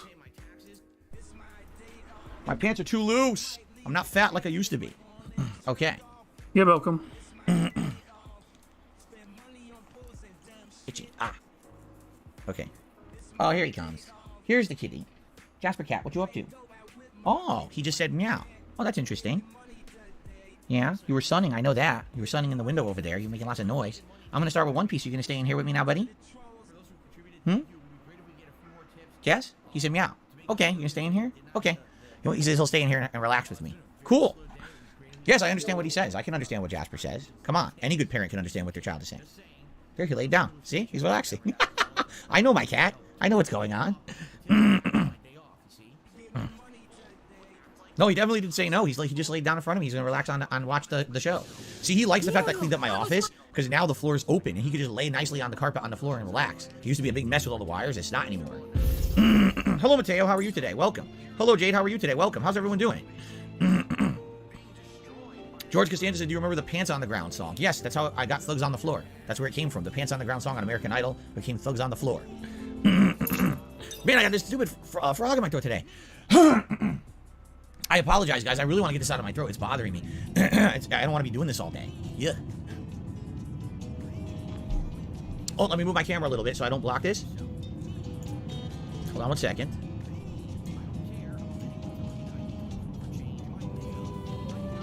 Here we go. Oh, am I still off a little? I am. Shoot.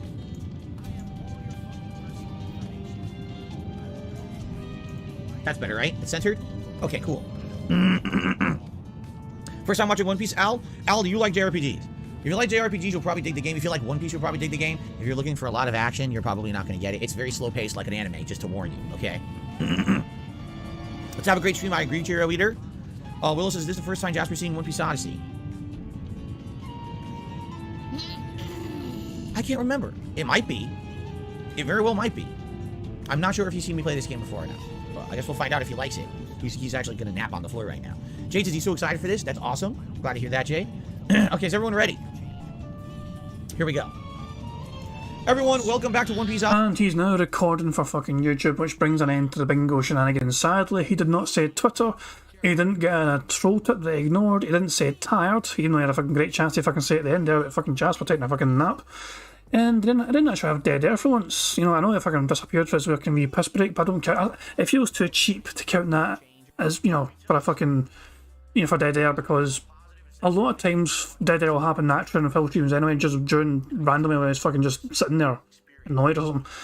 Nice cat talk either, name meaningful. So 6 away from a full house. So let's see how Phil's doing. We are like at 40 minutes behind live DSP. Let's see how he's doing. To fix this. Wow, $33, Phil. Hey, big spender. And 20 of those dollars were from 1 minute man. So naturally, Phil does not count them because it happens every day. Because it happens every single fucking day, that 1 minute man $20 tip does not count. You've got to keep that in mind, remember. Because it happens every single fucking day. But not to count it anymore, apparently. Just completely disregard the fucking $11,000 that 1 minute man has given Phil. Is that right? 12,000, I'm sorry. I completely disregarded $12,000 in daily contributions that 1 minute man has given Phil Bonnell. It doesn't count. We're not meant to count it anymore. It's not allowed to be equated into how much Phil got that fucking day.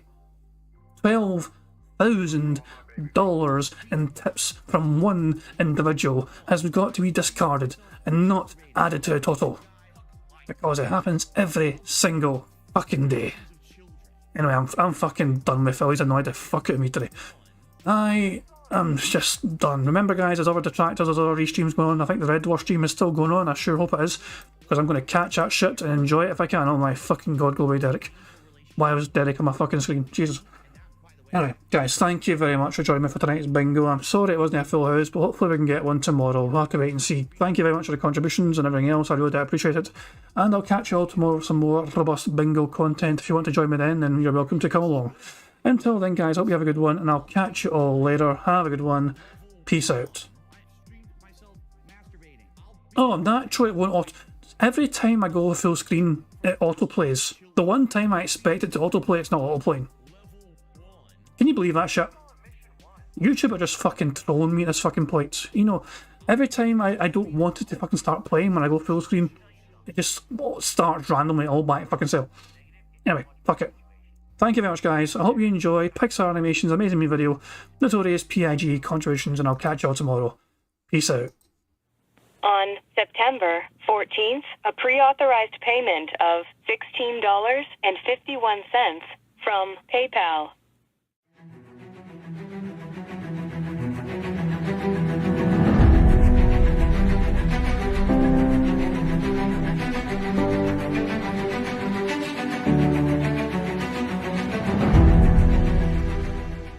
All right, Luna Mills has tipped me $1.30. It says, I'm back. What's your favorite type of shower? When you're showered in money. When you go outside, all of a sudden, greenbacks start falling from the sky. And you raise your face up, you're like, oh, you start dancing, you go, oh, money, money, yeah, yeah. All right, I don't know what the hell you're talking about, but thank you for the first tip of the day.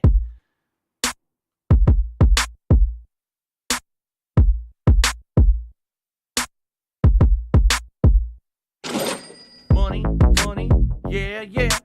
Money, money, oh, money, money, yeah, yeah. Money, money, money, money. Yeah, yeah. Money, money. Oh, money, money. Yeah, yeah. These contributions are mandatory. Money, money. Yeah, yeah. Money, money.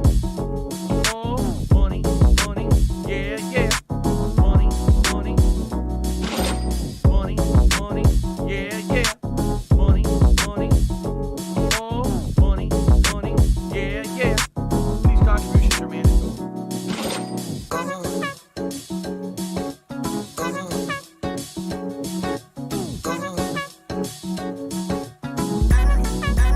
Show me the money.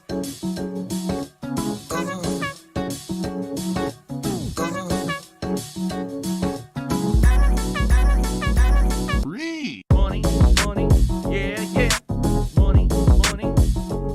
Oh, money, money, yeah, yeah. Money, money. Money, money, yeah, yeah. Money, money. Oh, money, money, yeah, yeah. These contributions are mandatory. And it's gone, just gone like that. In an instant, fucking gone.